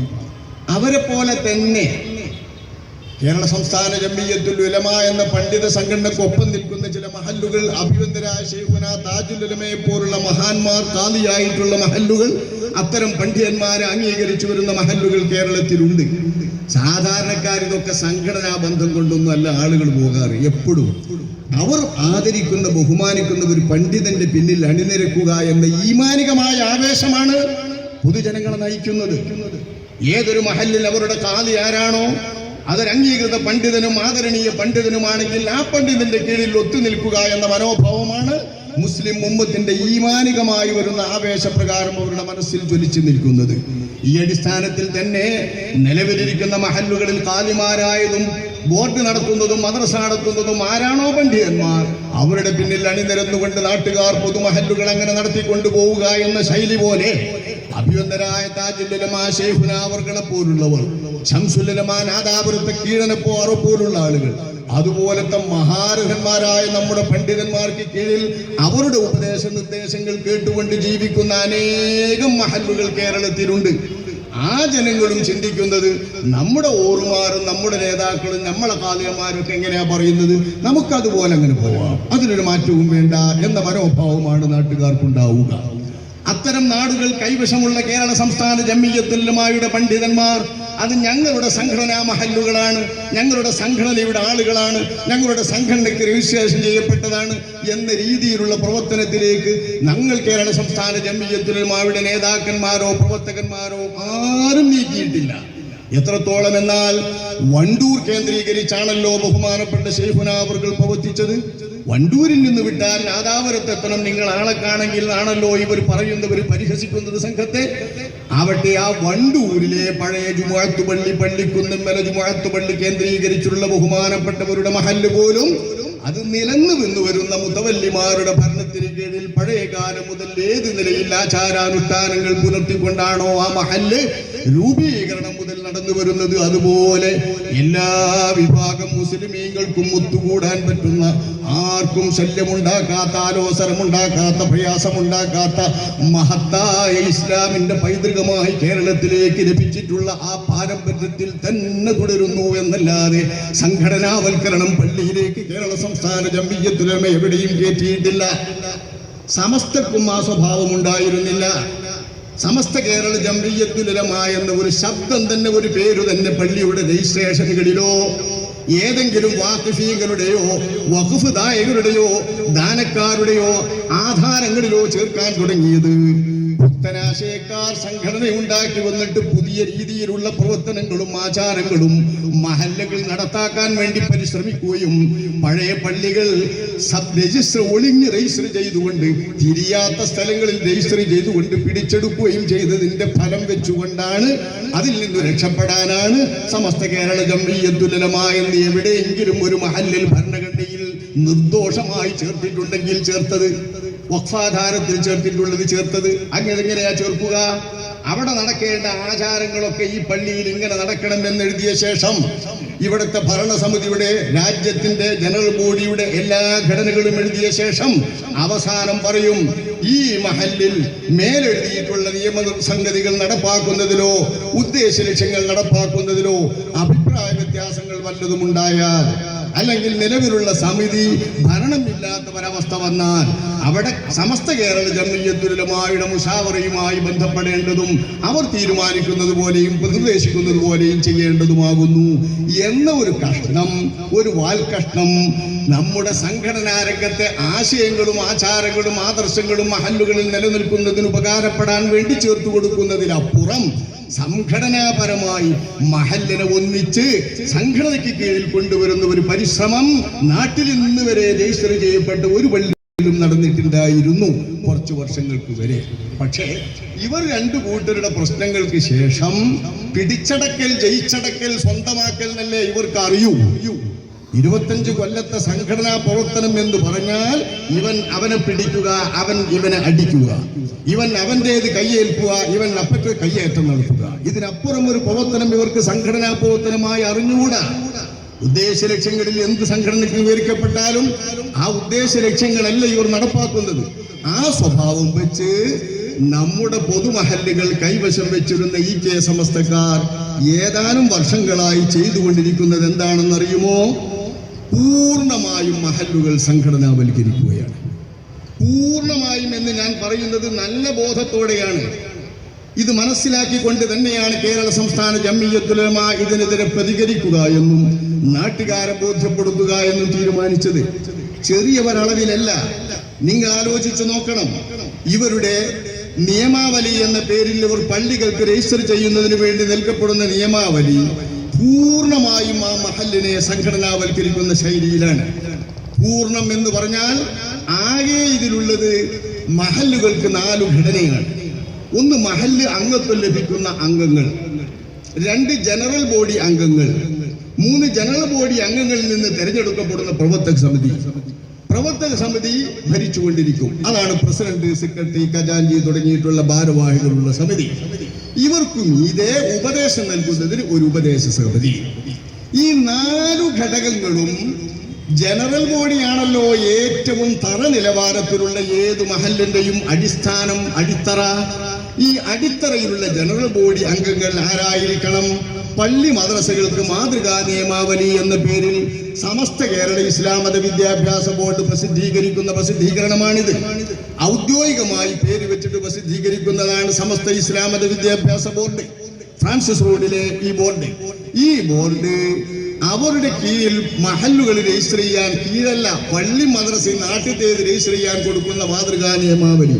ഈ മാതൃകാ നിയമാവലിയിൽ ഉദ്ദേശ ലക്ഷ്യങ്ങൾ വിവരിക്കുമ്പോൾ തന്നെ പറയുന്നത് 1925 സ്ഥാപിച്ച സൊസൈറ്റീസ് രജിസ്ട്രേഷൻ ആക്ട് പ്രകാരം കോഴിക്കോട് ജില്ലാ രജിസ്റ്റർ ഓഫീസിൽ 1934-35 1-ാം നമ്പറായി രജിസ്റ്റർ ചെയ്ത് പ്രവർത്തിച്ചു വരുന്നതും ഇപ്പോൾ കോഴിക്കോട് ഫ്രാൻസിസ് റോഡ് ആസ്ഥാനമായി പ്രവർത്തിക്കുന്നതുമായ സമസ്ത കേരള ജംഇയ്യത്തുൽ ഉലമായുടെ ആശയാദർശം അനുസരിച്ച് അഹ്ലുസുന്നത്തി വൽ ജമാഅത്തിന്റെ ആശയാദർശങ്ങൾ മഹല്ലിൽ പ്രചരിപ്പിക്കുക. നാട്ടിൽ പ്രചരിപ്പിക്കേണ്ടത് എന്താണ്? അഹ്ലുസുന്നത്ത് വൽ ജമാഅത്തിന്റെ ആശയാദർശങ്ങൾ. അതിന് ഇത്ര തോനെ പറയണ്ടല്ലോ. അതിന് 925 സ്ഥാപിച്ചിട്ട് ഫ്രാൻസിസ് റോഡ് കേന്ദ്രീകരിച്ച് പ്രവർത്തിക്കുന്ന സമസ്ത, ആ സമസ്തയുടെ ആശയാദർശം അനുസരിച്ചു മാത്രം സുന്നത്തു ജമാഅത്തിനെ പ്രചരിപ്പിക്കാനേ നാട്ടിൽ പാടുള്ളൂ. ഇതാണ് 5G എന്ന ഉദ്ദേശ ലക്ഷ്യങ്ങളിലെ പ്രമാദമായ വകുപ്പ്. ഞാൻ പ്രഭാതാറിനെ പ്രസംഗിച്ച ശീലം കൊണ്ട് പറയാ, പലയിടത്തും പ്രസംഗിച്ചുകൊണ്ട്. ഈ 5G വകുപ്പ് കഴിഞ്ഞിട്ട് 5H വകുപ്പ് എന്താണെന്നറിയോ? തദ്ദേശീയരും വിദേശീയരുമായ വിദ്യാർത്ഥികൾക്ക് മതപരമായ ഉപരിപഠനത്തിന് ജമാഅത്ത് പള്ളിയിൽ സ്ഥാപിച്ചു നടത്തിവരുന്ന ദർസ് മുടങ്ങാതെ അഭിവൃദ്ധിപ്പെടുത്തി 5Gയിൽ പറഞ്ഞ സമസ്ത കേരള ജംഇയ്യത്തുൽ ഉലമായുടെ ആശയത്തോട് പൂർണ്ണമായി യോജിക്കുന്ന പണ്ഡിതരെ കൊണ്ട് നടത്തുക. എന്തേ പറഞ്ഞു? തദ്ദേശീയരും പുറത്തുള്ളവരുമായ വിദ്യാർത്ഥികൾക്ക് ദർസ് നടത്തണം പള്ളിയില്. ആ പള്ളിയിലെ മുദരിസ് ആരായിരിക്കണം? 5Gയിൽ പറഞ്ഞ ഫ്രാൻസിസ് റോഡിലെ സമസ്തക്കാരൻ മാത്രമായിരിക്കണം. വേറെ മുദരിസ് പറ്റില്ല. ഇത് മഹല്ലിന്റെ ഉദ്ദേശ ലക്ഷ്യങ്ങളിൽ കൊടുക്കുന്ന 5Gയും 5Hുമാണ്. ഇതിന്റെ ഘടന വിവരിക്കുന്നത് നോക്കൂ. ജനറൽ ബോഡിയാണ് അവരുടെ ഏറ്റവും അടിത്തറ. ആ ഘടനയിൽ പറയുന്നത് ഫ്രാൻസിസ് റോഡിലെ 5Gയിൽ പറഞ്ഞ സമസ്ത അംഗീകരിച്ച് പ്രവർത്തിക്കുന്നവരാകണം. ആര്? പൊതുമഹല്ല്. ആ മഹല്ലിൽ അംഗത്വം കിട്ടുന്ന ആളുകൾക്ക് മുഴുവൻ ജനറൽ ബോഡി അംഗങ്ങളായി തീരുന്ന സ്വഭാവമാണ് നമ്മുടെ നാട്ടിൽ പരക്കെ നടന്നു വരുന്നത്. ഇതപര്യന്തം നടന്നു വരുന്ന ഈ രീതി പോക്കിയിട്ട് ജനറൽ ബോഡി അംഗത്വം ഒരു കൂട്ടം ആളുകൾക്ക് മാത്രം ലിമിറ്റ് ചെയ്യുന്നു, പരിമിതപ്പെടുത്തുന്നു. ആർക്ക്? ഫ്രാൻസിസ് റോഡിൽ പ്രവർത്തിക്കുന്ന EK സമസ്ത വിഭാഗം എന്ന ആ ആദർശമനുസരിച്ച് പ്രവർത്തിക്കുന്നവർക്ക് മാത്രം ജനറൽ ബോഡി അംഗത്വം. അതിൽ നിന്ന് മാത്രം തെരഞ്ഞെടുക്കപ്പെടുന്നതാണ് പ്രവർത്തക സമിതി. ആ പ്രവർത്തന പുറമെ പിന്നെ ഒരു ഉപദേശ സമിതിയോ 5Gയിൽ പറഞ്ഞിട്ടുള്ള ഫ്രാൻസിസ് റോഡിലെ സമസ്ത കേരള ജംഇയ്യത്തുൽ ഉലമ എന്ന സംഘടന നിയമിക്കുന്ന 2 പ്രതിനിധികൾ മഹല്ലിന്റെ കാലാവധിയില്ലാത്ത ഉപദേശ സമിതി അംഗങ്ങളായിരിക്കും. അവരെ മാറ്റാനുള്ള അധികാരം സമസ്ത മുശാവറക്ക് മാത്രമേ ഉള്ളൂ. ശ്രദ്ധിക്കണം നിങ്ങൾ. ജനറൽ ബോഡി അംഗത്വമല്ലേ ഒരു തറ അംഗത്വം. ഇതിന്റെ പുറമെ ഇതിൽ പറയുന്നുണ്ട് മഹല്ല് അംഗത്വം. പക്ഷെ മഹല്ല് അംഗത്വത്തിന് സമസ്താന്ന് ചേർത്തിട്ടില്ലെങ്കിലും മഹല്ല് അംഗത്വത്തിനൊരു വ്യവസ്ഥ ഉണ്ട്. എന്താ മഹല്ല് അംഗത്വത്തിന്റെ വ്യവസ്ഥ? ഈ മഹല്ല് അംഗത്വത്തിന് അപേക്ഷിക്കണം. അംഗത്വം ലഭിച്ച ഓരോ വീട്ടിൽ നിന്നും വർഷാന്തം ഇത്ര രൂപയിൽ കുറയാത്ത സംഖ്യ അടക്കണം.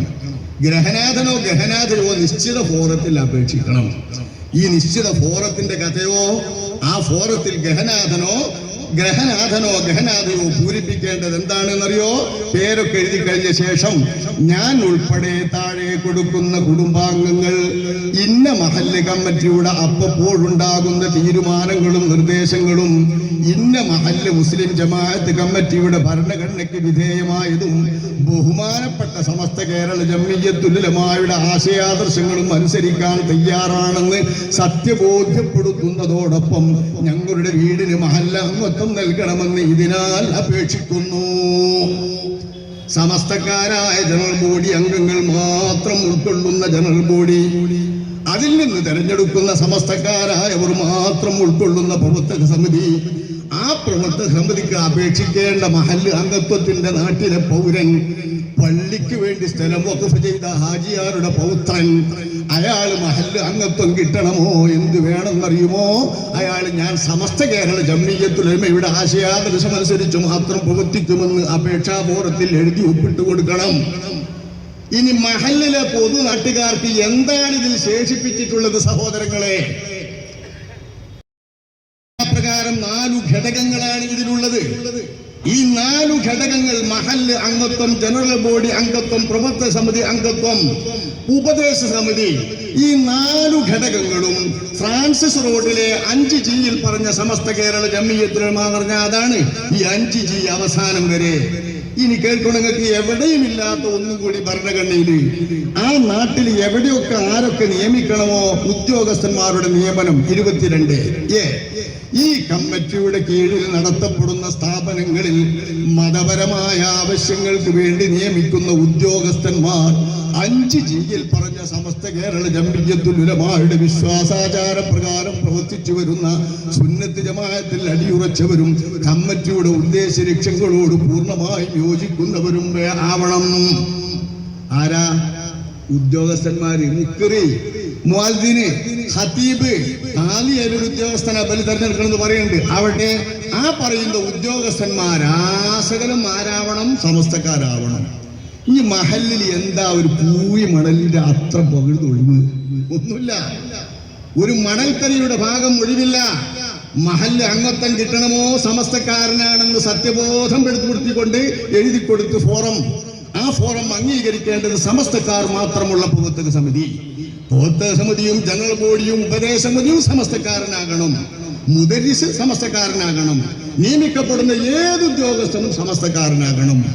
ഇങ്ങനെ ഒരു ഭരണഘടന സമസ്തക്കാരനാക്കണം എന്ന് രജിസ്റ്റർ ചെയ്യുന്ന ഈ വ്യവസ്ഥയിലുള്ള ഒരു സംഘടനാവൽക്കരണം ഒന്ന് ചോദിക്കട്ടെ.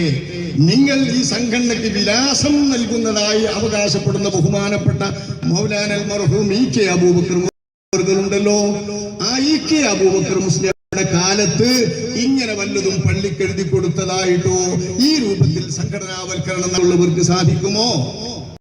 ഇല്ല. ഇപ്പൊ അടുത്ത കാലത്ത് ഇതും ചിലപ്പോ സമസ്തന്റെ മുശാവറ അറിഞ്ഞുകൊള്ളണമെന്നില്ല. ഇത് സമസ്ത വിദ്യാഭ്യാസ ബോർഡ് പ്രസിദ്ധീകരിക്കുന്നത്. വിദ്യാഭ്യാസ ബോർഡിന്റെ ഇതിനായി കൂട്ടരാണ്. ഈ കൂട്ടർ എഴുതി ഉണ്ടാക്കിയിട്ട് മഹല്ലുകളെ മുഴുവൻ സംഘടനാവൽക്കരിച്ച് പൂർണ്ണമായി കൊണ്ടുവരാൻ. എന്തിന്? AP സമസ്തക്കാര് ആ മഹല്ലിൽ ഒരു നിലയിലും ഉണ്ടാകരുത്. ഇത് നല്ലൊരു സൗകര്യം കിട്ടി. മുജാഹിദുകൾ ഓൽക്കൊരു മഹല്ല്, ജമാഅത്തുകാർ ഓൽക്കൊരു മഹല്ല്, AP-ക്കാർ ഇപ്പൊ പള്ളി ഉണ്ടാക്കുന്നത് പുതുതായി ഓല പള്ളി, ഓല മദ്രസ, ഓലൊരു മഹല്ല്. ഇപ്പൊ മഹല്ല് പൊതുമഹല്ല് ഒഴിഞ്ഞ് ഈ കൂട്ടരാണ് പോയപ്പോ ബാക്കി പൊതുമഹല്ല് മുഴുവൻ എല്ലാ അംഗങ്ങളും സംഘടനയ്ക്ക് വരണമെന്ന് തീരുമാനിക്കുകയാണ്. ഇത് ബഹുമാനപ്പെട്ട മുഅ്മിനീങ്ങളെ, വിശ്വാസികളെ, സംഘടനാവൽക്കരണം എന്ന പേരിൽ ഇപ്പം വലിയ ദോഷമില്ലാതെ സമ്മതിച്ചു കൊടുക്കാൻ നമുക്ക്. കാരണം ഇന്ന് ലഭ്യമായതിൽ സമസ്തയിലുള്ളവരിൽ ഏറ്റവും ബഹുമാന്യരായ നേതാക്കളാണ് ഇന്നതിന്റെ പ്രസിഡന്റും സെക്രട്ടറിയും എന്നാണ് ഞാൻ മനസ്സിലാക്കുന്നത്. ആരെന്തൊക്കെ പറഞ്ഞാൽ ഇന്ന് സമസ്ത കേരള ജംഇയ്യത്തുൽ ഉലമയിൽ പയവലിലൊക്കെ മരണപ്പെട്ടപ്പോ ബഹുമാനപ്പെട്ട സയ്യിദ് ജിഫ്രി മുത്തുക്കോയ തങ്ങൾ അവരുടെ കൂട്ടത്തിൽ വെച്ച് ഏറ്റവും ആജ്ഞാശക്തിയുള്ള ഒരു ആളാണ്. അദ്ദേഹം തുറന്ന് സംഗതികൾ പറയും. അങ്ങനത്തെ ഒരാളാണ്, ഉള്ളു തുറന്ന ഒരാളാണ്. ഉള്ളു തുറന്ന് ശരിക്ക് കാര്യങ്ങൾ പറയും. ഇപ്പോൾ തന്നെ അദ്ദേഹം പലതും പറയുന്നുണ്ടല്ലോ. അദ്ദേഹം പ്രസിഡന്റ് സ്ഥാനം കിട്ടിയുള്ള SKSSF അദ്ദേഹത്തെ ഫോൺ വിളിച്ചു പറഞ്ഞതും എന്നെങ്ങളൊന്ന് ഉപദേശിക്കാൻ വരണ്ടാന്ന് അദ്ദേഹം പറഞ്ഞുവെന്നല്ലോ അദ്ദേഹം പറയുന്നുണ്ട്. അദ്ദേഹം അത്ര ശുദ്ധന, നല്ലൊരു മനുഷ്യൻ, ആജ്ഞാശക്തിയുള്ളതാണ്. അദ്ദേഹത്തോട് ഏതെങ്കിലും SKSSF കളിക്കാൻ തിരിഞ്ഞാൽ അദ്ദേഹം ശരിക്കും അവരെ വരച്ച വരയിൽ നിർത്തുമെന്ന് തന്നെയാണ് ഇതുവരെയുള്ള അനുഭവത്തിൽ നമ്മൾ മനസ്സിലാക്കുന്നത്. ശാന്തമായി സമാധാനപരമായി മഹല്ല് നീങ്ങണമെന്ന് ആഗ്രഹിക്കുന്ന ഒരു ശാന്തനും സമാധാനപ്രിയനുമാണ് ബഹുമാനപ്പെട്ട അതിന്റെ സെക്രട്ടറി ബഹുമാനപ്പെട്ട പ്രൊഫസർ ആലിക്കുട്ടി മുസ്ലിയാർ അവർകൾ. ആ 2 മഹാന്മാരും വലിയ സമസ്തയുടെ നേതാക്കളിൽ അംഗീകരിക്കപ്പെട്ട ഏറ്റവും നല്ലവരാണ്. അവരുണ്ടാകുമ്പോൾ ചിലപ്പോൾ കുഴപ്പമൊന്നും ഉണ്ടായില്ലെന്ന് വരും. ഇനി ഇരിക്കട്ടെ, ബഹുമാനപ്പെട്ട EK അവർകളിൽ നിന്ന് നേരെ സുന്നത്ത് ജമാഅത്ത് പഠിച്ച ഒരുപാട് ആളുകൾ ഇപ്പയിലുണ്ട്. അവരുണ്ടാകുമ്പോൾ പ്രശ്നമില്ലെന്ന് വരും. എല്ലാ കാലത്തും ഇങ്ങനെ വരുമോ സമസ്ത കേരള ജംഇയ്യത്തുൽ ഉലമാ എന്ന സംഘത്തിന്? ഇതെങ്കിലും ഈ സംഘടനാവൽക്കരിക്കുന്നവരും ഈ സമസ്തയ്ക്ക് ഇങ്ങനെ രേഖയിൽ സ്ഥിരപ്രതിഷ്ഠ നേടിക്കൊടുക്കുന്നവരും ആലോചിക്കുന്നുണ്ടോ? എന്റെ പ്രിയപ്പെട്ടവരെ, ഇന്നത്തെ SKSSF-കാരായി പ്രവർത്തിക്കുന്ന ചെറുപ്പക്കാരായ ഹുദവിക്കുട്ടികളോ മാത്തുക്കുട്ടികളോ ഒക്കെ നിങ്ങൾ ബഹുമാനപ്പെട്ട ഈ ക്യാവറുകളിൽ നിന്ന് പഠിച്ചിട്ടുള്ള സുന്നത്ത് ജമാഅത്തിന്റെ മഹിതാശയങ്ങളിൽ തന്നെ ഉറച്ചു നിൽക്കുന്നവരാകും എന്ന് നിങ്ങൾക്ക് ദൃഢവിശ്വാസമുണ്ടോ? ഉത്തമ പ്രതീക്ഷയുണ്ടോ? നിങ്ങൾ വരച്ച വരയിലൂടെ തന്നെ പഴയ പാരമ്പര്യത്തിലൂടെ തന്നെ നടന്നു പോകുമെന്നവർക്ക് അവരെപ്പറ്റി നിങ്ങൾക്ക് ബോധമുണ്ടോ? എങ്കിൽ അത് തിരുത്തേണ്ടി വന്നിരിക്കുന്നു. അങ്ങനെയാണ് അവർ എഴുതുന്നതൊക്കെ. ഏറ്റവും അടുത്തിതാ പുതിയ ഒന്ന്, സബീലുൽ ഹിദായ എന്ന പേരിൽ കോട്ടക്കൽ പറപ്പൂരിൽ നിന്നും പ്രസിദ്ധീകരിക്കുന്ന ഹുദവി ബിരുദം നൽകുന്നതായ സ്ഥാപനത്തിൽ നിന്നും പുറത്തിറക്കുന്നതായ ഒരു തഫ്സീറിനെ കുറിച്ച് പഠിപ്പിക്കുന്ന, തഫ്സീർ എന്ന വിഷയം എങ്ങനെയെന്ന് മാത്രം പഠിപ്പിക്കുന്ന ഒരു ഗ്രന്ഥം. ആ ഗ്രന്ഥത്തിൽ നമ്മുടെ പരമ്പരാഗത തഫ്സീറുകളിലെല്ലാം ഇസ്രായേലി കെട്ടുകഥകളാണ് നിരന്തരമായി കടന്നുകൂടിയിട്ടുള്ളത്. പൂർവീകരായ മുഫസ്സിരീങ്ങൾക്ക് ഇത് തിരിച്ചറിയാൻ കഴിഞ്ഞില്ല. പഴയകാലത്തെ മുഫസ്സിരീങ്ങൾക്കും ഇത് തിരിച്ചറിയാൻ കഴിഞ്ഞില്ല. ആധുനിക മുഫസ്സിരീങ്ങൾക്കും ഇത് തിരിച്ചറിയാൻ കഴിയുന്നില്ല. പോകട്ടെ, അവ ദർസ് നടത്തുന്ന നമ്മുടെ പണ്ഡിതന്മാർക്കും അതിനെക്കുറിച്ചൊരു അവബോധവുമില്ല. എല്ലാം കെട്ടുകഥകൾ, ഇസ്രായേലി കെട്ടുകഥകളാണ്. എല്ലാ മഹ്ഫൂർ കൊണ്ടുള്ള തഫ്സീറുകളിൽ അധികവും കടന്നുകൂടിയിട്ടുള്ളത്. ബിർറഈ തഫ്സീറിൽ മാത്രമേ അതിൽ നിന്നൊരു കുറവുള്ളൂ. ബാക്കി എല്ലാ തഫ്സീറിലും അതാ കടന്നുകൂടിയിട്ടുള്ളത്. എന്നാലോ ബിർറഈ തഫ്സീറാണത്രേ ജലാലൈനി. ബിർറഈ തഫ്സീറാണത്രേ ജലാലൈനി. ആ ജലാലൈനിയിലും കടന്നുകൂടിയതാ കാര്യമായിട്ട് പറയുന്നത്. കഥകൾ എന്താ പറയുന്നത്? ഹാറൂത്ത് മാറൂത്തിന്റെ കഥയൊക്കെ അതിന് ഉദാഹരണം പറയുന്നത്. നിങ്ങളിത് വിശദമായി ഈ രക്കം പുറത്തിറങ്ങിയ ബുൽബിലുണ്ട് നിവാരണത്തിൽ ഒരു ചോദ്യവും അതിന്റെ മറുപടിയും അത് വായിക്കുക. ഇത് മനസ്സിലാക്കി ജലാലൈനി എന്ന് പറയുന്ന തഫ്സീർ, കേരളത്തിൽ തഫ്സീർ എന്ന വിഷയം പഠിക്കാൻ ആകെ പണ്ഡിതന്മാർ തിരഞ്ഞെടുത്തിട്ടുള്ള ഒരു തഫ്സീറാണ്. എന്താ കുട്ടിയെ ഓതുന്നതെന്ന് ചോദിച്ചാൽ ദർസലക്കുട്ടി തഫ്സീറും മിഷ്കാത്തും എന്ന് പറഞ്ഞാൽ ആ തഫ്സീർ ജലാലൈനിയാണ്. ആരാ ജലാലൈനി? ജലാലുദ്ദീൻ അൽ മഹല്ലി, ജലാലുദ്ദീൻ സുയൂത്തി. ഈ രണ്ട് മഹാന്മാരും തഫ്സീറിനെ അതിന്റെ പഴയകാല പ്രതാപത്തിലേക്കും സ്വഹാബത്ത് താബിഈങ്ങളും താബിഈങ്ങളുമായ ഖുർആന്റെ വ്യാഖ്യാതാക്കളിൽ ഉന്നതന്മാരിൽ നിന്ന് ഉദ്ധരിക്കപ്പെട്ട തഫ്സീറുകളും തന്നെ ഇബ്നു ജരീർ ത്വബരിയെ പോലുള്ള മഹാന്മാരായ മുഫസ്സിരീങ്ങൾ പ്രബലപ്പെടുത്തിയത് തെരഞ്ഞെടുത്തിട്ട് വളരെ കുറഞ്ഞ രീതിയിൽ ജനങ്ങൾക്ക് പഠിപ്പിക്കാൻ, മുതഅല്ലിമീങ്ങൾക്ക് പഠിപ്പിക്കാൻ വളരെ ചെറിയ ഗ്രന്ഥമുണ്ടാക്കിയതാ ജലാലൈനി. ആ ജലാലൈനിയിൽ കടന്നുകൂടിയത് കെട്ടുകഥകളാണ്. ഒന്നും രണ്ടും സംഭവമല്ല. ദാവൂദ് നബിയുടെ സംഭവം, സൈനബിന്റെ സംഭവം തുടങ്ങി പല സംഭവങ്ങളും കെട്ടുകഥകളാണ്. ഇങ്ങനെ പറയുന്ന പലരെയും കേട്ടിട്ടുണ്ട്. തഫ്സീർ ജലാലൈനിയെ മാത്രം ആക്ഷേപിച്ചുകൊണ്ട് ന്യൂ അൻസാരി എന്ന മാസികയിൽ ഏറ്റവും അത്യന്താധുനികനും പരിഷ്കരണവാദിയുമായ CN അഹമ്മദ് മൗലവി എന്ന മോഡേണിസ്റ്റ്, അദ്ദേഹത്തിനെ പോലും ഇപ്പോൾ ആദരിക്കുകയാണ്, പിന്നീട് അനുസ്മരിക്കുകയാണ്. ആ CN അഹമ്മദ് മൗലവി കോഴിക്കോട്ടുകാർക്കറിയാം.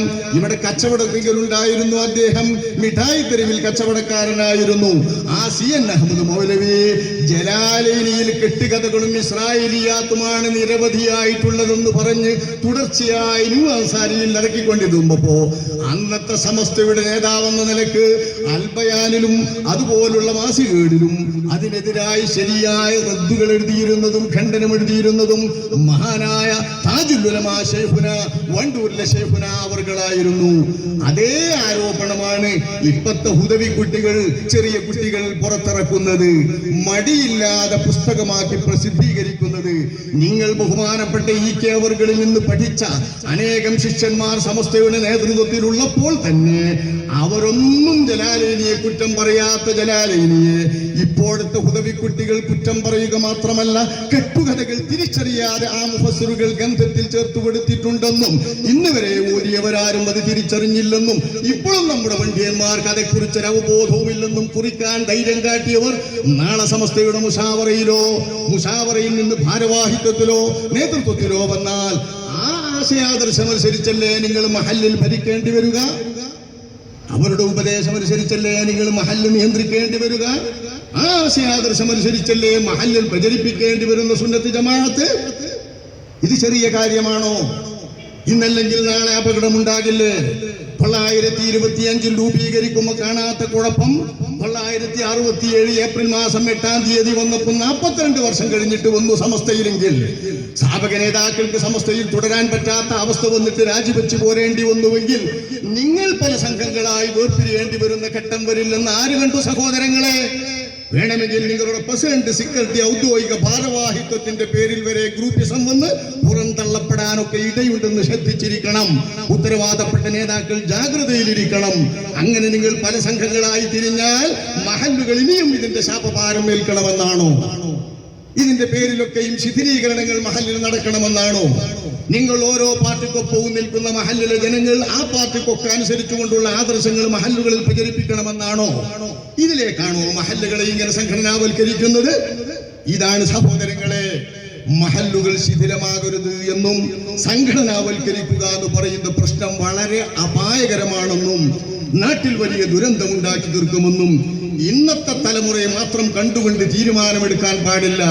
ഭാവി തലമുറകളെ കണ്ടുകൊണ്ടായിരിക്കണം ദീർഘദൃഷ്ടിയുള്ള വിലമാക്കന്മാരും സുന്നത്ത് ജമാഅത്തിനെ സ്നേഹിക്കുന്ന റസൂലുള്ള മുതൽക്കുള്ള സിറാത്തുൽ മുസ്തഖീം അന്ത്യനാൾ വരെ നിരന്തരമായി നിലനിൽക്കണം. ആ വഴിയിലൂടെ ജനങ്ങൾ സഞ്ചരിക്കണം എന്ന് ആഗ്രഹിക്കുന്ന ഉത്തമ ബോധമുള്ള ആളുകൾ തങ്ങൾ മരിച്ചാലും ദീൻ നിലനിൽക്കണം എന്ന് ആഗ്രഹിക്കണം. തങ്ങളുള്ളപ്പോൾ തങ്ങൾക്ക് എന്താണ് സൗകര്യം എന്ന് നോക്കിക്കൊണ്ട് സംഘടനാവൽക്കരണം നടപ്പാക്കരുത്. തങ്ങൾ മരിക്കും, ഓരോരുത്തരും മരിക്കും. അവനവന്റെ വിധി വരുമ്പോൾ ആരും മരിക്കും. നമ്മുടെ ബഹുമാനപ്പെട്ട കൊട്ടുമല വാപ്പു മുസ്ലിയാർ തന്നെ ഇത്ര പെട്ടെന്ന് നമ്മിൽ നിന്ന് മരണപ്പെട്ടു പോകുമെന്ന് നമ്മൾ ആരെങ്കിലും ചിന്തിച്ചിട്ടുണ്ടോ? അദ്ദേഹം വിദേശത്ത് പോയി വന്നത് അങ്ങനെ അസുഖത്തിലല്ലേ? അങ്ങനെ ആർക്കും എന്തു സംഭവിച്ചുകൂടെ? അള്ളാഹു ദീർഘായുസ്സും ആഫിയത്തും നമ്മുടെ പണ്ഡിതന്മാരെല്ലാവർക്കും നൽകുമാറാവട്ടെ. പക്ഷേ അങ്ങനെ നമ്മുടെ നാട്ടിലെ ആളുകൾക്കൊക്കെ സംഭവിച്ചാൽ സഹോദരങ്ങളെ, പുതിയ തലമുറയിൽ വരുന്ന ആളുകളൊക്കെ നമ്മളുടെ മാതിരി തന്നെയാണെന്നതിന് എന്താണ് ഒരു ഗ്യാരണ്ടി? ഇത് ഉറപ്പുവരുത്താൻ ആർക്കെങ്കിലും പറ്റുമോ?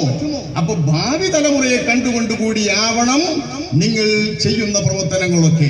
അതുകൊണ്ട് നിലവിലിപ്പോഴുള്ള സമസ്തയുടെ നേതാക്കളെ കണ്ട് ആ സമസ്തയ്ക്ക് കീഴിൽ അതിന്റെ ആശയാദർശം അനുസരിച്ച് ജീവിക്കുന്നവരാകണം മഹല്ലിലെ ജനങ്ങൾ മുഴുവൻ, ജനറൽ ബോഡി അംഗങ്ങൾ മുഴുവൻ, ഭരണസമിതി അംഗങ്ങൾ മുഴുവൻ, ഉപദേശകതി അംഗങ്ങൾ മുഴുവൻ, എല്ലാവരും എന്ന് തീരുമാനിക്കുന്നത് വളരെ ആത്മഹത്യാപരവും കഠിന ദുരന്തങ്ങൾക്ക് നിമിത്തവുമാണ്. ഇത് മാറ്റിയേ തീരൂ.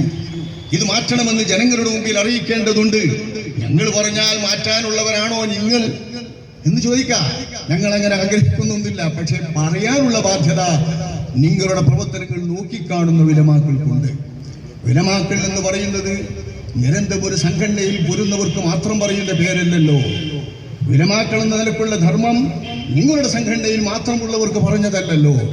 ഒരു 40 അംഗങ്ങളല്ലേ ഒരു സമസ്തയുടെ മുഷാവറയിൽ ഉണ്ടാകൂ.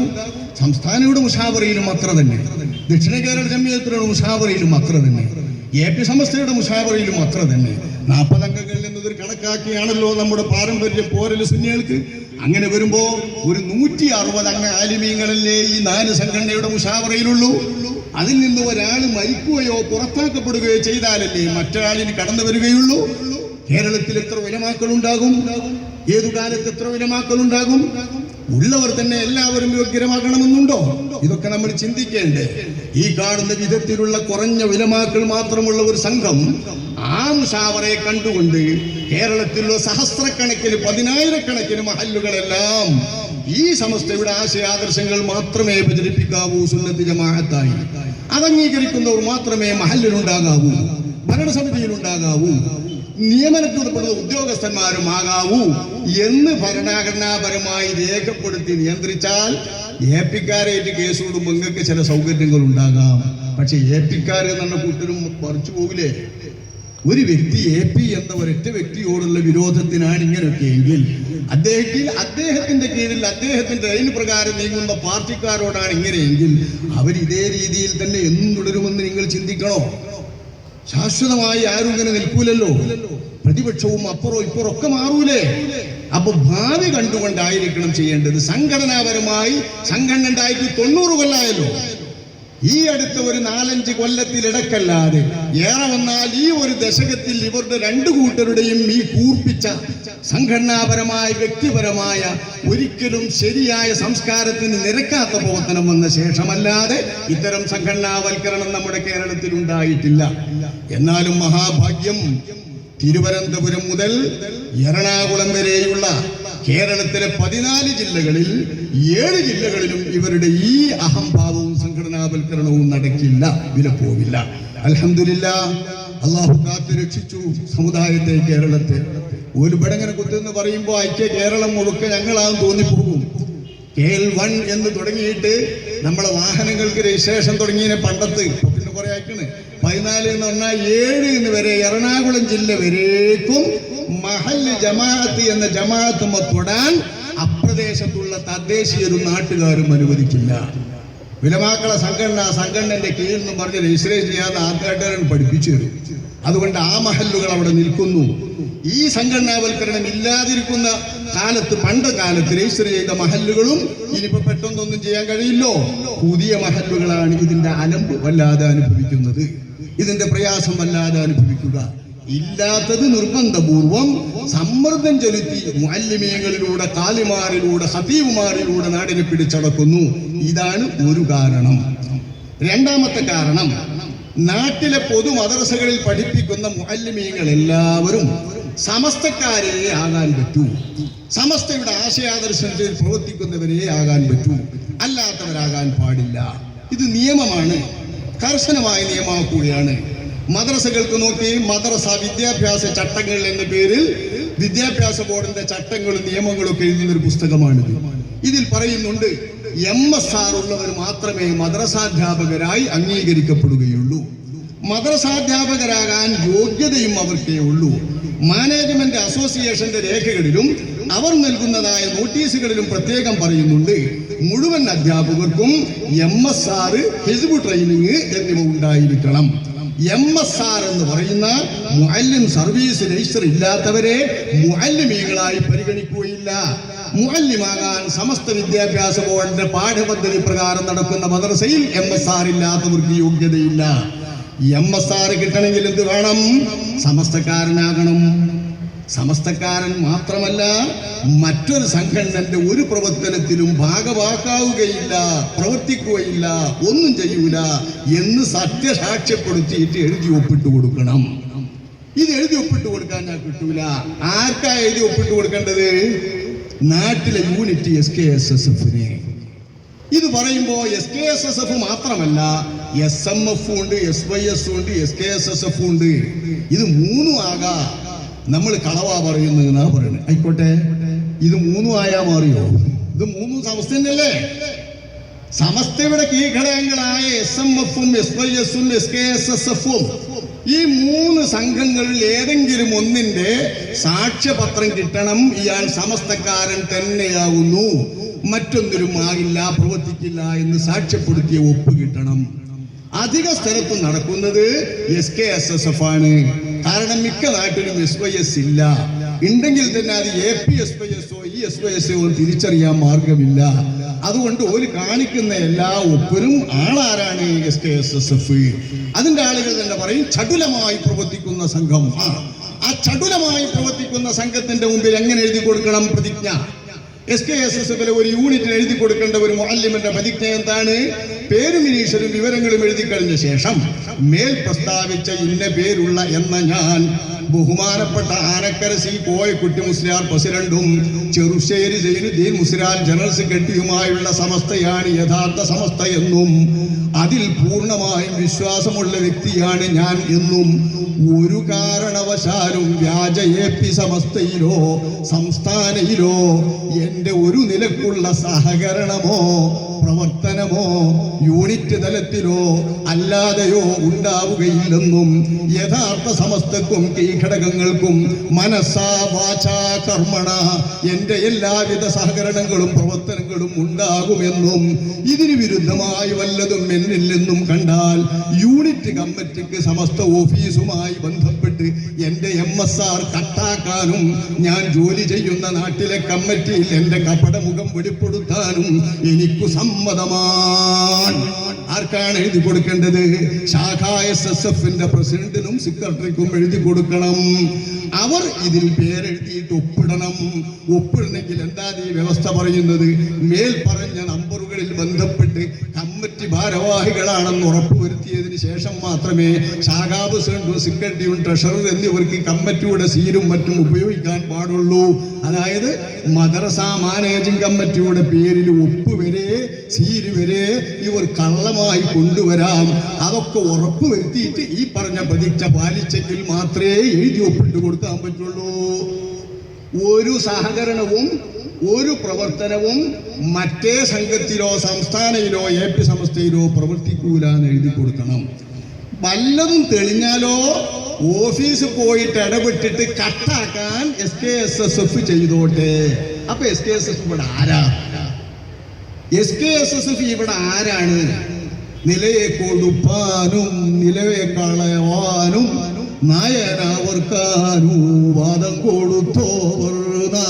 സാക്ഷ്യപത്രം കൊടുത്തിട്ട് ഇയാൾക്ക് MSR കൊടുക്കാനും MSR സംഘടനാ വിരുദ്ധമായ പ്രവർത്തനമെന്ന് നിലക്ക് വന്നയാൾ കട്ടാക്കാനും ആർക്കാ അധികാരം?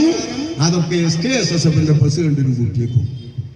ഇത് നല്ല വഴിക്കുള്ള പോക്കാണോ സഹോദരങ്ങളെ? SKSSFിനെ ഈ വഴിക്ക് നിങ്ങളുടെ കുട്ടി സംഘങ്ങളെ, നിങ്ങളിൽ നിന്നൊരാൾ മരണപ്പെട്ട് തൽസ്ഥാനത്ത് ഒരു പ്രസിഡന്റിനെയോ സെക്രട്ടറിയോ തെരഞ്ഞെടുക്കണമെങ്കിൽ വരെ ഗ്രൂപ്പിസവും കുഴപ്പവും വരുന്നത് എന്തുകൊണ്ടാണ്? SKSSF പോലുള്ള സംഘടനകൾക്ക് നിങ്ങളുടെ മാതൃസംഘടനയിലുള്ള സ്വാധീനം കൊണ്ടാണ്. ദുസ്വാധീനം എന്നാണ് ഇതിന് പേര്. അച്ചടക്കമല്ല ഇത്. വിദ്യാർത്ഥി സംഘടനകൾ ഒരിക്കലും ഉണ്ടാകരുത് സമസ്തയ്ക്ക് കീഴിലെന്ന് ബഹുമാനപ്പെട്ട ശൈഖുനാ താജുൽ ഉലമാ അവർ പറയാൻ കാരണം ഇതുതന്നെയാണ്. അന്ന് മുതൽ ഇന്ന് വരെ എന്റെ ബഹുയന്തരായ നേതാവ് സമദ് മുസ്ലിയാർ അവർ തന്റെ മാപ്പിളപ്പാട്ടിൽ എത്രയോ എഴുതിയിരിക്കുന്നു. SSF ഉണ്ടാക്കിയിട്ടുള്ള പിത്തനകളും കശാപ്പുകളും കുഴപ്പങ്ങളും. ആ തരത്തിലുള്ള SSF ഇപ്പൊ അവരുടെ കയ്യിലായപ്പം സമാനമായി SKSS ഒരു SK കൂടി കൂട്ടപ്പെട്ട ഒരു പുതിയ SSF. ഈ രണ്ട് SSFനുമാണ് അമിതാധികാരം കൊടുത്തുകൊണ്ട് ഇത് ചെയ്യുന്നത്. ഇരിക്കട്ടെ, നിങ്ങളുടെ സംഘടന, നിങ്ങളുടെ വിദ്യാർത്ഥി സംഘടനക്ക് അങ്ങനെയൊക്കെ കൊടുത്തോളി. അത് നിങ്ങൾ തന്നെ അതിന്റെ ഫലം ഭാവിയിൽ അനുഭവിച്ചും ചെയ്തോളൂ. അത് നിങ്ങളുടെ സംഘടനാക്കാരും ഞങ്ങൾ ഇടപെടേണ്ടതില്ലെങ്കിൽ വേണ്ട. പക്ഷേ മഹല്ല് ജമാഅത്തോ മദ്രസയിൽ മദ്രസ മാനേജ്മെന്റോ നിർത്തിക്കൊണ്ട് ശമ്പളം കൊടുത്തിട്ട് ഭക്ഷണം കൊടുത്തു പോറ്റുന്നതായ മുഅല്ലിം, അതിന്റെ നിയമനാധികാരം നാട്ടുകാർക്കാണ്. മദ്രസന്റെ നടത്തിപ്പ് നാട്ടുകാരുടേതാണ്. കെട്ടിടം നാട്ടുകാരുടേതാണ്. കെട്ടിടത്തിന്റെ സ്ഥലം നാട്ടുകാരുടേതാണ്. ഇന്നും സമസ്തയിൽ നിന്ന് ഒരു ചില്ലിക്കാശ് പോലും സമസ്തയുടെ മദ്രസന്റെ നടപ്പിലേക്ക് കിട്ടുന്നില്ല. മാത്രമല്ല, സമസ്ത വിദ്യാഭ്യാസ ബോർഡിന്റെ പാഠപദ്ധതി അംഗീകരിച്ചു എന്നതിന്റെ പേരിൽ മാത്രം ഒരു പിരിവും സമസ്തയുടെ അനുവാദമില്ലാതെ മദ്രസയിൽ നടത്താൻ നമ്മുടെ ബോർഡിന്റെ മദ്രസന്റെ അധിപന്മാർക്ക് പോലും പറ്റൂല എന്നാണ് നിയമം ചട്ടം പറയുന്നത്. വല്ലാത്തൊരു കുടുക്ക്. വിദ്യാഭ്യാസ ബോർഡിന്റെയും സമസ്തന്റെയും അനുവാദമില്ലാതെ നാട്ടുകാരുടെ മദ്രസയുടെ ഒരു പ്രവർത്തനത്തിന് പോലും ചില്ലിക്കാശ് പിരിക്കാൻ നാട്ടിലെ മദ്രസ കമ്മിറ്റിക്ക് അധികാരമില്ല, സമ്മതമില്ല. ഓഫീസിൽ നിന്ന് എഴുതുന്ന ഗർവ നിയമങ്ങളും ചട്ടങ്ങളും വായിച്ചു നോക്കൂ സഹോദരങ്ങളെ, നിങ്ങൾ ഇത് കാണണം. ഞാൻ വെറുതെ പറയുന്നതല്ല. തൊഴിലവകാശത്തിന്റെ പ്രശ്നം ഇവിടെ ഉണ്ടെന്ന്. മുഅല്ലിമീങ്ങൾ എന്നവരെ തൊഴിലിന് നിയമിക്കുന്നവരാരാണ്? അവർക്ക് ശമ്പളം കൊടുക്കുന്നവരാരാണ്? അവരെ നിയമിക്കുന്നവരാരാണ്? ആ നിയമിക്കുന്ന ആളുകൾക്ക് ഇവരുടെ വിദ്യാഭ്യാസ ബോർഡിന്റെ പുസ്തകം പണം കൊടുത്തിട്ട് വാങ്ങിയിട്ട് അത് പഠിപ്പിക്കാൻ ഒരു അനുവാദം കൊടുത്തു എന്നത് മാത്രമാണ് സമസ്തയ്ക്ക് ഈ മദ്രസകളുമായുള്ള ബന്ധം. അതൊരു ബോർഡ്, വിദ്യാഭ്യാസ ബോർഡ് ഉണ്ടാക്കിയിട്ട് പാഠപുസ്തകം മറ്റൊക്കെ ഇപ്പൊ പറയുന്നത് ഞങ്ങൾ എവിടെയും ചെന്ന് അങ്ങോട്ട് വാങ്ങിക്കൊണ്ടിരുന്നില്ല. അതിപ്പം ജനിച്ച കുട്ടികൾ പറയും. ഇപ്പം ജനിച്ച കുട്ടികള് സമസ്തക്ക് ഒരു പഴയ കുനിഞ്ഞൊരു മഹാനുണ്ടായിരുന്നു, നിങ്ങൾക്കറിയുമോ? കായിദേ മില്ലത്തിന്റെ തരത്തിലുള്ള ഒരു തൊപ്പി, ചുവന്ന ഒരു തൊപ്പിയിട്ടിട്ട് കൂനി വളഞ്ഞ ഒരു സാധു മനുഷ്യൻ. മൗലാന പാങ്ങിൽ അഹമ്മദ് കുട്ടി മുസ്ലിയാരുടെ നാട്ടിലെ സ്വദേശിയായിരുന്നു അദ്ദേഹം. അദ്ദേഹത്തിന്റെ ഉദ്യോഗം എന്താണെന്നറിയുമോ? സമസ്ത മുബല്ലിഗ് ACS ബീരാൻ മുസ്ലിയാർ എന്ന് പറയുന്നവരാണ്. കുറച്ചു കാലം ബഹുമാനപ്പെട്ട CH ഹൈദ്രോസ് മുസ്ലിയാരും ഈ ഓടി നടത്തിയിരുന്നു. CH ഹൈദ്രോസ് മുസ്ലിയാർ ബഹുമാനപ്പെട്ട ദാറുൽ ഹുദല്ലേ, ചെമ്മാട്ട് ദാറുൽ ഹുദയുടെ സ്ഥാപക നേതാവാണ് ബഹുമാനപ്പെട്ട CH ഹൈദ്രോസ് മുസ്ലിയാർ, സമസ്തയുടെ നേതാവ്. അള്ളാഹു അദ്ദേഹത്തെയും നമ്മയും സ്വർഗത്തിൽ ഒരുമിച്ച് കൂട്ടുമാറാവട്ടെ. ഈ ACS ബീരാൻ മുസ്ലിയാർ കുനിഞ്ഞു വയസ്സനായ അദ്ദേഹം വയനാട് ഗിരിമേഖലകളിൽ മുഴുവൻ നടന്ന് ഓടി നടന്നുകൊണ്ടാണ് സമസ്തയ്ക്ക് വേണ്ടി നാട്ടുകാരെ പ്രേരിപ്പിച്ചുകൊണ്ട് മദ്രസ അംഗീകരിപ്പിച്ചത്. ബഹുമാനപ്പെട്ട CH ഹൈദ്രോസ് മുസ്ലിയാർ നമ്മുടെ നാടിലെ മേഖലകളിലൂടെ ഓടി നടന്ന ആയിരക്കണക്കിന് മദ്രസകൾ ശേഖരിച്ചത്. ഇതൊന്നും അറിയാത്ത മനുഷ്യന്മാർ, ഈ കഥ തിരിയാത്ത മനുഷ്യന്മാർ നാട്ടുകാരിങ്ങോട്ട് ഓഫീസിലേക്ക് ഓടി വന്ന് അപേക്ഷിച്ച് തരികയാണ്. നമ്മൾ അങ്ങോട്ട് പോയി പിടിക്കല്ല എന്ന് പറയുന്നുണ്ടെങ്കിൽ അവർ സമസ്തയുടെ ചരിത്രം അറിയാരെങ്കിലും ഉണ്ടെങ്കിൽ ചോദിച്ചു പഠിക്കട്ടെ എന്ന് മാത്രമേ വിനീതമായി പറയാൻ പറ്റൂ. അതുകൊണ്ട് വളരെ കഷ്ടപ്പെട്ടുകൊണ്ട് ഓടി നടന്നുണ്ടാക്കിയ ഈ മദ്രസകൾ പലതും പറഞ്ഞിട്ടാ സമസ്തക്ക് കൊണ്ടുവരുന്നത്. ആ മദ്രസകൾ അധ്യാഭ്യാസ ബോർഡിന്റെ പാഠപദ്ധതി അനുസരിച്ച് പ്രവർത്തിക്കാനുള്ള അവസരം കൊടുത്തു എന്നതിന്റെ പേരിൽ ആ കുട്ടികളിൽ നിന്ന് ക്ഷേമനിധിക്ക് പിരിക്കാം, മറ്റെന്തിനും പിരിക്കാം. ഒരു കൊല്ലം എത്ര പിരിവാ നമ്മുടെ മദ്രസയിലെ കുട്ടികളിൽ നിന്ന് പിരിക്കുന്നതെന്ന് രക്ഷിതാക്കളായ ആളുകളൊന്ന് ഓർത്തു നോക്കൂ. ഒരു കൊല്ലത്തിൽ എത്ര കൊടുത്തിട്ടുണ്ടാവുമെന്ന്, അല്ലെങ്കിൽ അടുത്ത നോമ്പ് മുതൽക്കൊന്ന് ശ്രദ്ധിച്ചു നോക്കൂ എത്ര പിരിവ് വരുന്നത്. ആ പിരിവുകളൊക്കെ കൊടുക്കുന്നത് വിദ്യാഭ്യാസ ബോർഡിന്റെ അറിവിലാണ്. അല്ലാത്ത ഒരു പിരിവും നാട്ടിലെ കമ്മിറ്റിക്ക് നടത്താൻ പറ്റില്ല എന്ന നിയമങ്ങളും ചട്ടങ്ങളും വെക്കുന്നവർ മുഅല്ലിമുകളാരാകണം, മദ്രസയിലെ പിരിവാര് നടത്തണം എന്നൊക്കെ തീരുമാനിക്കുകയാണ്. MSR എന്ന് പറയുന്നത് ഇത്തരത്തിലുള്ള മുഅല്ലിമീങ്ങൾക്ക് മാത്രമേ കിട്ടുള്ളൂ, സമസ്തക്കാർക്ക്. ഇത് മുഅല്ലിമീങ്ങളോട് ചെയ്യുന്ന അനീതിയാണ്, നാട്ടുകാരോട് ചെയ്യുന്ന കനത്ത ധിക്കാരമാണ്. നാട്ടുകാർ നിർത്തുന്നതാണ് മുഅല്ലിം. നാട്ടുകാരോട് അപേക്ഷിച്ചിട്ടാണ് മുഅല്ലിമിന് ജോലി കിട്ടുക. നാട്ടുകാരാണ് ശമ്പളം കൊടുക്കുന്നത്.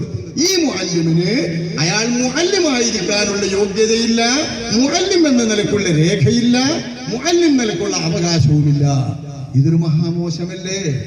മനുഷ്യത്വപരമാണോ ഇത്? മാനവികതയ്ക്ക് നിരക്കുന്നതാണോ ഇത്? നമ്മൾ വളർന്നതായ സാംസ്കാരിക ആ പെരുമയ്ക്ക് യോജിച്ചതാണോ ഇത്? നമ്മൾ ഒരു സാംസ്കാരിക പെരുമ അവകാശപ്പെടുന്നവരല്ലേ കേരളക്കാർ? നോക്കി നിങ്ങൾ, ക്ഷേമനിധി എന്ന് പറയുന്ന പേരിൽ പാവപ്പെട്ട മുഅല്ലിമീങ്ങൾക്ക് നൽകുന്നതിന് വേണ്ടി ഉണ്ടാക്കപ്പെടുന്ന ഒന്ന്, ഏതൊരു മദ്രസയിലും ഓരോ കുട്ടിയിൽ നിന്നും ഒരു വർഷത്തിൽ 15 ഉറുപ്പികയോ 20 ഉറുപ്പികയോ സ്റ്റാമ്പ് കൊടുത്ത് പിരിച്ചെടുക്കുന്നതാണ് ക്ഷേമനിധിയിലെ ഫണ്ട്. അതുപോലെ തന്നെ ഒരു മുഅല്ലിമിന്റെ ഒരു ദിവസത്തെ വേതനം നിർബന്ധമായും അവരിൽ നിന്ന് വാങ്ങുന്നതാണത്.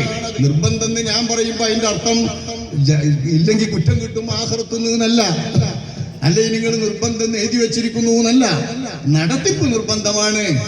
കാരണം മുഅല്ലിമായിരിക്കാനും ക്ഷേമനിധിയിൽ നിന്ന് കിട്ടാനും ഇത് വേണമല്ലോ. ഇതില്ലെങ്കിൽ ഇതിന്റെ പേര് പറയും ഓരോ അപേക്ഷാ ഫോമിലുണ്ട് ക്ഷേമനിധിയിലേക്ക് സംഖ്യടച്ചോ, റേഞ്ച് അംഗമാകണമോ, ക്ഷേമനിധിയിലേക്ക് സംഖ്യടച്ചോ, അവസാനം അടച്ചത് എത്ര, അവസാനം പങ്കെടുത്ത യോഗമേത് എന്ന് പോലും, അവസാനം ഇയാൾ പങ്കെടുത്ത സമസ്തന്റെ യോഗമേതാണ് എന്ന് പോലും എഴുതിയാലേ ആനുകൂല്യങ്ങൾ കൊടുക്കൂ എന്ന് അപേക്ഷാ ഫോമുകളിൽ അച്ചടിച്ചു വെച്ച് പൂരിപ്പിക്കുന്ന സമസ്ത വിദ്യാഭ്യാസ ബോർഡ് മുഅല്ലിമീങ്ങളെ കഷ്ടപ്പെടുത്തുക തന്നെയാണ്. മുഅല്ലിമീങ്ങളെ ആദരിക്കുകയല്ല, മുഅല്ലിമീങ്ങൾക്ക് കിട്ടേണ്ട അവകാശങ്ങൾ തടഞ്ഞു വെക്കുന്നതിന് വേണ്ടിയാണ്. നിങ്ങളുടെ ആൾക്കാരല്ലാത്ത മറുപക്ഷത്തെ ആൾക്കാരെ കുടുക്കാനാണ് ഇത് ചെയ്യുന്നതെങ്കിൽ ഇതിൽ ഒരുപാട് ആളുകൾ കുടുങ്ങിപ്പോകുന്നുണ്ട്. അവർ മാത്രമല്ല, അവർ കുടുങ്ങിയാലും അവരും കുടുങ്ങേണ്ടവരല്ലല്ലോ, മനുഷ്യരല്ലേ, കുട്ടികൾക്ക് പഠിപ്പിച്ചു കൊടുക്കുന്നവരല്ലേ, മുഅല്ലിമീങ്ങളല്ലേ. അപ്പൊ മുഅല്ലിമീങ്ങൾ എന്ന നിലക്കുള്ള അവരുടെ അവകാശം സ്ഥാപിച്ചു കൊടുക്കാൻ നാട്ടുകാർക്ക് ബാധ്യതയുണ്ടെന്ന് ഉലമാ സംഘടന എന്ന നിലക്ക് നാട്ടുകാരെ ഈ ബാധ്യത പറഞ്ഞു പഠിപ്പിക്കാനും ബോധീകരിക്കാനും ഒരു ജംഇയ്യത്തുൽ ഉലമ എന്ന നിലയ്ക്ക് കേരള സംസ്ഥാന ജംഇയ്യത്തുൽ ഉലമക്ക് അർഹതയില്ലേ? അതിനും ഈ ജംഇയ്യത്തുൽ ഉലമക്ക് ധർമ്മമില്ലേ? നിങ്ങൾ മറുപക്ഷത്ത് ഭൂരിപക്ഷത്തെ പ്രതിനിധാനം ചെയ്യുന്ന ഭൂരിപക്ഷം പള്ളികളുടെ സംഘമെന്ന് കരുതി, ഞങ്ങളുടെ കീഴിൽ മദ്രസകളില്ല, പള്ളികളില്ലെന്ന് കരുതി ജംഇയ്യത്തുൽ ഉലമ എന്ന നിലയ്ക്ക് ഉലമാക്കൾ സംഘടിച്ച ഒരു സംഘത്തിന് നാട്ടിൽ നടക്കുന്ന അനീതികളും അധർമ്മങ്ങൾക്കുമെതിരെ നാട്ടുകാരെ ബോധ്യപ്പെടുത്താനുള്ള ഒരു അവകാശവും ധാർമ്മിക ഉത്തരവാദിത്വവും ചുമതലയുമില്ലേ? അതിന്റെ നിർവഹണം മാത്രമാണ് ഈ ക്യാമ്പയിനിലൂടെ ഞങ്ങൾ നടത്തിക്കൊണ്ടിരിക്കുന്നത്. റേഞ്ചിലെ അംഗത്വം, റേഞ്ചിൽ കൊടുക്കുന്ന കിറ്റ് ഉണ്ട്, റമദാനിന്റെ കിറ്റ്. നമ്മൾ റമദാനിലെ മുഅല്ലിമീങ്ങൾക്ക് വേണ്ടിയിട്ട് അരി, റവ, പഞ്ചസാര, ചായപ്പൊടി പോലുള്ള കൂട്ടിച്ചേർത്തിട്ടുള്ള കിറ്റ് ഇത് കിട്ടണമെങ്കിൽ വരെ സമസ്ത കേരള ജംഇയ്യത്തുൽ ആശയാദർശക്കാരനാകണം, അതിന് അക്ഷീണം പ്രവർത്തിക്കുന്നവനാകണം, മറുസംഘടനയുടെ ഒരു യോഗത്തിനും പങ്കെടുക്കാത്തവനാകണം എന്ന നിർബന്ധം വെച്ചിട്ട് എത്ര മുഅല്ലിമീങ്ങളാണോ സ്വന്തം മുഅല്ലിമീങ്ങൾ അപ്പുറത്തെ ക്ലാസ്സിലുള്ളവൻ വാങ്ങുമ്പോ ഒരു കിറ്റും കയ്യിൽ കിട്ടാതെ വേദനയോടുകൂടെ കണ്ണീരോടുകൂടെ ഇറങ്ങിപ്പോരുന്ന ആളുകൾ. ഈ മുഅല്ലിമീങ്ങളൊക്കെ അല്ലാഹുവിന്റെ കലാം ഖുർആൻ പഠിപ്പിക്കുന്ന അധ്യാപകരല്ലേ, നിസ്കാരം പഠിപ്പിക്കുന്ന അധ്യാപകരല്ലേ? ഈ കുട്ടികളുടെ മുഴുവൻ പ്രാർത്ഥന കിട്ടിക്കൊണ്ടിരിക്കുന്ന ഈ മുഅല്ലിമീങ്ങൾ മദ്ലൂമീങ്ങളും മർദ്ദിതരും എന്ന നിലക്ക്, അവകാശങ്ങൾ നിഷേധിക്കപ്പെട്ടവർ എന്ന നിലക്ക് നിങ്ങൾക്ക് വമ്പും അധികാരവുമുണ്ട്, നിങ്ങൾക്ക് പണി കളയാൻ അധികാരമുണ്ട്, നിങ്ങൾ അന്നം മുട്ടിക്കുമെന്ന് ഭീഷണിപ്പെടുത്തുന്നുണ്ട്. നിങ്ങൾ ഭീഷണിപ്പെടുത്തിക്കോ, പക്ഷെ രാജാതിരാജനായ റബ്ബുൽ ഇസ്സത്തിന്റെ അറശിൽ മുട്ടുന്ന പ്രാർത്ഥന പ്രാർത്ഥിക്കാനുള്ള മനസ്സിന്റെ വേദന ഈ മുഅല്ലിമീങ്ങൾക്ക് നിങ്ങൾക്ക് നിയന്ത്രിക്കാനാവില്ല സഹോദരങ്ങളെ, നിങ്ങളുടെ പെരുമ കൊണ്ട് നിയന്ത്രിക്കാനാവില്ല. വല്ല മുഅല്ലിമീങ്ങളും ഇത്തരത്തിലുള്ള ഒരു കിറ്റോ മറ്റോ റമദാനിൽ കിട്ടുന്ന സൗജന്യത്തിന് വേണ്ടിയിട്ട് വളരെ മനസ്സ് കൊതിച്ചവരാൾ സഹോദരൻ അപ്പുറത്ത് വാങ്ങുമ്പോൾ ഞാനിങ്ങനെ ആയതുകൊണ്ട്, അല്ലെങ്കിൽ ഏതെങ്കിലും കുട്ടികളുടെ കുരുട്ടുബുദ്ധി കൊണ്ടും ചിലപ്പോൾ നഷ്ടപ്പെടാം. അങ്ങനെ നഷ്ടപ്പെടുന്ന മുഅല്ലിമീങ്ങൾ മനോവേദനയോടുകൂടി അല്ലാഹുവിലേക്ക് കൈയുയർത്തിയാൽ, മനസ്സ് തിരിച്ചാൽ അതിന്റെ ഫലങ്ങൾ പലപ്പോൾ പലതുമായിരിക്കും എന്ന് നിങ്ങൾ ഓർക്കണം. അത്തരം പല സംഭവങ്ങളും സമസ്തയുടെ ഈ ഭിന്നിപ്പിന്റെ പിന്നിലില്ലേ? ഉണ്ട്. ഇത് മാത്രമല്ല, മദ്രസയിൽ പഠിക്കുന്ന ഒരു വിദ്യാർത്ഥി 1ാം ക്ലാസ്സിൽ ചേരുന്നതോടുകൂടെ തന്നെ ആ വിദ്യാർത്ഥി സമസ്തയുടെ കുട്ടി സംഘടനയിൽ അംഗമാക്കപ്പെടുകയാണ്. കുട്ടിന്റെ രക്ഷിതാവിനോട് ചോദിച്ചിട്ടല്ല, കുട്ടിനോട് ചോദിക്കുന്നതിൽ അർത്ഥവുമില്ല. ഈ കുട്ടിയെ SBV എന്ന സുന്നി ബാലവേദി എന്ന സമസ്തയുടെ ഏറ്റവും ചെറിയ കീഴ്ഘടകം അതിലംഗമാവുകയാണ്. അത് കീഴ്ഘടകമല്ലെന്ന് വാദമുണ്ടോ? തീർച്ചയായും സമസ്തയുടെ അടിത്തറ കീഴ്ഘടകമാണ് SBV എന്ന് അവർ തന്നെ പറയുന്നു. ആ SBVയിൽ അംഗത്വം എങ്ങനെയാണ് ഈ അംഗത്വം നൽകുന്നത്? സമസ്തന്റെ മദ്രസ പരിസരത്തുള്ളതിന് നോമ്പിന്റെ ശേഷം ശ്രദ്ധിച്ചോ, അല്ലെങ്കിൽ തിരുത്തും. അൽഹംദുലില്ലാ, നന്ന്. ഞങ്ങളോട് പറയൊന്നും വേണ്ട, തിരുത്തേ മതി, സംഭവങ്ങൾ നടക്കണമെന്നേ ഉള്ളൂ. ഈ ഇപ്പോ ചെയ്യുന്നത് ഒരു കൊല്ലത്തെ പരീക്ഷാ ഫീസ് ഒന്നിച്ചു മേടിക്കുക. ഈ ഒരു കൊല്ലത്തെ പരീക്ഷാ ഫീസ് മേടിച്ചിട്ട്, പരീക്ഷാ ഫീസാ മേടിക്കുന്നത്, കാക്കൊല്ല പരീക്ഷ, അരക്കൊല്ല പരീക്ഷ, മുക്കാക്കൊല്ല പരീക്ഷ, ഫുൾ കൊല്ല പരീക്ഷ, ഇങ്ങനെ എത്രയോ പരീക്ഷ ഉണ്ടാവും. സ്കൂളിൽ എത്ര പരീക്ഷ വരും അത്രയൊക്കെ പരീക്ഷ സാധ്യതയുണ്ടാവും. ആ പരീക്ഷകൾക്കുള്ള ഫീസ് ഒന്നാകെ മേടിച്ച് വെച്ചിട്ട് ഒരു റെസീറ്റിന് വരും. എന്താ റെസീറ്റില്? ഇന്നലെ 1ാം ക്ലാസ് കൊടുത്ത കുട്ടിക്ക് 5 റുപ്യ ആ കുട്ടിയുടെ SBVയിലെ മെമ്പർഷിപ്പ് ഫീസാണ്. അത് എഴുതിയിട്ടുള്ള മെമ്പർഷിപ്പിന്റെ ഫീസിന്റെ റെസീറ്റ്. അത് ആൺകുട്ടിക്ക് മാത്രമല്ല പെൺകുട്ടിക്കും വരും. നമ്മളെ പാത്തുമോനും കുഞ്ഞൈശുനും SBV എന്ന സമസ്ത കേരള സുന്നി ബാലവേദിന്റെ മെമ്പർഷിപ്പ്. സുന്നി ബാലവേദിയുടെ മെമ്പർഷിപ്പ് ചെറിയ പെൺകുട്ടിക്കും ആൺകുട്ടിക്കും നിർബന്ധമായിട്ടും സമസ്ത മദ്രസയിൽ നിന്ന് പരീക്ഷാ ഫീസിലൂടെ ഈടാക്കിയ പണത്തിൽ നിന്ന് മെമ്പർഷിപ്പ് നൽകുന്നു. അപ്പം മെമ്പർഷിപ്പ് നൽകിയിട്ട് സംഘടനാ പ്രവർത്തനത്തിന് ഈ കുട്ടികളെ ചെറുപ്പം മുതൽ തളക്കുകയാണ്. എന്നിട്ട് നിർബന്ധമായി SKSSFന് പലതരത്തിലുള്ള പെരുമകൾ നൽകി, ഓഫറുകൾ നൽകി കുട്ടികളെ ആകർഷിച്ചിട്ട് ആ കുട്ടികളെ സ്വന്തമാക്കുകയാണ്. മറ്റാർക്കും ഇവരുടെ ഒരു സേവനവും കിട്ടരുത് എന്ന നിലയ്ക്ക് ബലാത്കാരമായി അവരെ തടഞ്ഞു വെക്കുകയാണ്. ഇതുകൊണ്ട് രാഷ്ട്രീയക്കാർക്കും സാമുദായിക സംഘടനകൾക്കും സാമൂഹിക സംഘടനകൾക്കും മറ്റു സംഘടനകൾക്കും മഹല്ലിലെ നീർച്ച കമ്മിറ്റികൾക്കും എല്ലാം വലിയ കുറവുണ്ട്. കാരണം കുട്ടിയേക്ക് ചടുലമായി പ്രവർത്തിക്കാമെന്ന് പറഞ്ഞ് വിശ്രമമില്ലാതെ പണ്ടത്തെ കമ്മ്യൂണിസ്റ്റ് പാർട്ടികളും സമാന സ്വഭാവമുള്ളതായ സംഘടനകളൊക്കെ കുട്ടികളിട്ടിട്ട് എല്ലാ കാലത്തും പണി കൊടുക്കുന്നത് പോലെ SKSSFന് നിരന്തരം പണിയാണ്. ഇത് കൊടുത്തിട്ടുള്ള സംഘടന നിർബന്ധം SBV മുതൽ പരിശീലിപ്പിച്ചു തുടങ്ങുന്നു. ഈ പറയുന്ന തരത്തിൽ സംഘടനാവൽക്കരണം നമ്മുടെ കുട്ടികളെ തുടങ്ങുന്നു. കുട്ടികൾ പോരാ, കുട്ടികളെ ചേർക്കാൻ ഒരു രക്ഷിതാവ് പോയാൽ, എന്റെ കുട്ടിയെ ചേർക്കേണ്ട രക്ഷിതാവ് അവിടെ അപേക്ഷാ ഫോമിൽ ഇന്ന് വരെ ഒപ്പിട്ട് കൊടുക്കേണ്ടത് എന്തായിരുന്നു? സമസ്ത കേരള ഇസ്ലാം മത വിദ്യാഭ്യാസ ബോർഡിന്റെ നിയമങ്ങളും ചട്ടങ്ങളും ഒക്കെ അനുസരിച്ചിട്ട് നിൽക്കാൻ ഞാൻ തയ്യാറാണ്. അത് സ്വാഭാവികമാണ്. സമസ്ത വിദ്യാഭ്യാസ ബോർഡിന്റെ പാഠ്യപദ്ധതിയാണല്ലോ മദ്രസയിൽ. അതൊക്കെ തീരുമാനങ്ങളും ചട്ടങ്ങളൊക്കെ അനുസരിച്ച് നിൽക്കാൻ ഞാൻ തയ്യാറാണ്, എന്റെ കുട്ടനെ നിർത്താൻ തയ്യാറാണ്. ഇപ്പൊ അത് പോരാ, ഇപ്പം വിദ്യാഭ്യാസ ബോർഡ് പോരാ. ഈ 5Gയിൽ പറഞ്ഞ സമസ്തല്ലേ ഫ്രാൻസിസ് റോഡ് ആസ്ഥാനമായി പ്രവർത്തിക്കുന്ന സമസ്ത, ഈ സമസ്ത കേരള ജംഇയ്യത്തുൽ ഉലമായുടെ ആശയാദർശങ്ങൾക്കനുസരിച്ച് തന്നെ ജീവിക്കും എന്ന് ഉറപ്പ് കൊടുത്ത് സത്യശാസ്ത്രം പുറത്തം കൊടുത്തിട്ട് അവന്റെ കുട്ടിയെ മദ്രസയിൽ ചേർക്കപ്പെടുകയുള്ളൂ. അപ്പൊ പൊതു മദ്രസയിൽ നമ്മുടെ കുട്ടിയെ ചേർക്കാൻ ആ കുട്ടിയുടെ രക്ഷിതാവ് സമസ്തക്കാരനാകണം, നിർബന്ധം. സത്യസാക്ഷ്യപ്പെടുത്തിക്കൊണ്ടാക്കണം. സത്യസാക്ഷ്യം എന്നൊക്കെ പറഞ്ഞാലും സത്യസാക്ഷ്യപ്പെടുത്തുന്നു ഒപ്പിടാന്ന് പറഞ്ഞാലും ഈമാനുള്ള മനുഷ്യന്റെ മനസ്സിൽ അതിന് വലിയൊരു സ്ഥാനമാണല്ലോ. അങ്ങനെ നിർബന്ധം തന്നെയാണിത്. ഈ നിർബന്ധപൂർവ്വം ചെയ്യിക്കുന്ന ഇടപാട് അങ്ങനെ ആളും അങ്ങനെ ആക്കപ്പെടുകയാണ്. ഇങ്ങനെ നോക്കിയാൽ സംഘടനാവൽക്കരണത്തിന്റെ പാരമ്യത്തിലാണ് ഇപ്പോൾ സമസ്ത കേരള ജംഇയ്യത്തുലമായും അതിന്റെ കീഴിലുള്ള സമസ്ത കേരള ഇസ്ലാം മത വിദ്യാഭ്യാസ ബോർഡും നിലകൊള്ളുന്നത്. മഹല്ലുകളെയും മദ്രസകളെയും എല്ലാം സമ്പൂർണമായും സംഘടനാവൽക്കരിക്കുന്നു. ഇതൊക്കെ ചെയ്യുന്നത് എന്തിനാ? ഈ സംഘടന മറുപക്ഷത്തുള്ള AP വിഭാഗത്തിന് ഒരു നിലക്കുള്ള ഒരാനുകൂല്യവും കിട്ടരുത്, പൂർണ്ണമായും അവരകറ്റപ്പെടണം എന്ന ഉദ്ദേശം കൊണ്ട് മാത്രം തന്നെ. ഈ നിലക്കാണ് നമ്മുടെ കുട്ടികളെ, നമ്മുടെ മുഅല്ലിമീങ്ങളെ, നമ്മുടെ ജനറൽ ബോഡി അംഗങ്ങളെ, മഹല്ലിലെ ഭരണാധികാരികളെ എല്ലാവരെയും സമസ്തക്കാരാക്കി മാറ്റുന്നത്. ഈ വിധത്തിൽ ഒരു കൂട്ടർക്ക് വേണ്ടി മാത്രം, അവരകറ്റുന്നതിന് വേണ്ടി മാത്രം ചെയ്യുന്നത് എവിടെ എത്തും എന്നാലോചിക്കാൻ, വരും തലമുറകളിൽ സമസ്ത എന്താകുമെന്ന് ആലോചിക്കാനുള്ള ഒരു സന്മനസ്സെങ്കിലും നിങ്ങൾ കാണിക്കണമെന്നാണ് ഇത് സംബന്ധിച്ച് കേരള സംസ്ഥാന ജംഇയ്യത്തുലമാക്ക് പറയാനുള്ളത്. ഈ വാസ്തവത്തിൽ ഇത്രത്തോളം നടക്കുന്നത് എന്താണ്? 25 കൊല്ലമായിട്ടുള്ള ഇവരുടെ സംഘടനാ സംസ്കാരത്തിന്റെ ഭാഗമാണിത്. ഇതിൽ രണ്ടു കൂട്ടരും ഭാഗവാക്കാണ്. ഇവർ രണ്ടു കൂട്ടരും 25 കൊല്ലമായി മറുപക്ഷത്തെ അപകീർത്തിപ്പെടുത്തുകയും മറുപക്ഷത്തെ വ്യക്തികളെ തേജോവധം ചെയ്യുകയും മറുപക്ഷത്തെ നേതാക്കളെ ഇടിച്ചു താഴ്ത്തുകയും മറുപക്ഷത്തെ സയ്യിദുമാരെ കൊച്ചാക്കുകയും മറുപക്ഷത്തെ സംഘടനാ നേതാക്കളെ അവഹേളിക്കുകയും ചെയ്യുന്ന സംഘടനാ പ്രവർത്തനവും ബോധീകരണവും അല്ലാതെ മറ്റെന്താണ് സംഘടനാ പ്രവർത്തനം എന്ന പേരിൽ ഇവിടെ നടത്തിയിട്ടുള്ളത്? നിങ്ങൾക്കറിയില്ലേ, കുറച്ച് വർഷങ്ങളായിട്ട് തെക്കു നിന്ന് വന്ന 1-2 ബാക്കവിമാരുടെ പ്രസംഗം നമ്മുടെ നാട്ടിൽ വലിയ ആവേശമുണ്ടാക്കിയില്ലേ നമ്മളെ മക്കളുടെ മനസ്സിൽ? എന്തുകൊണ്ടായിരുന്നു ഇത്?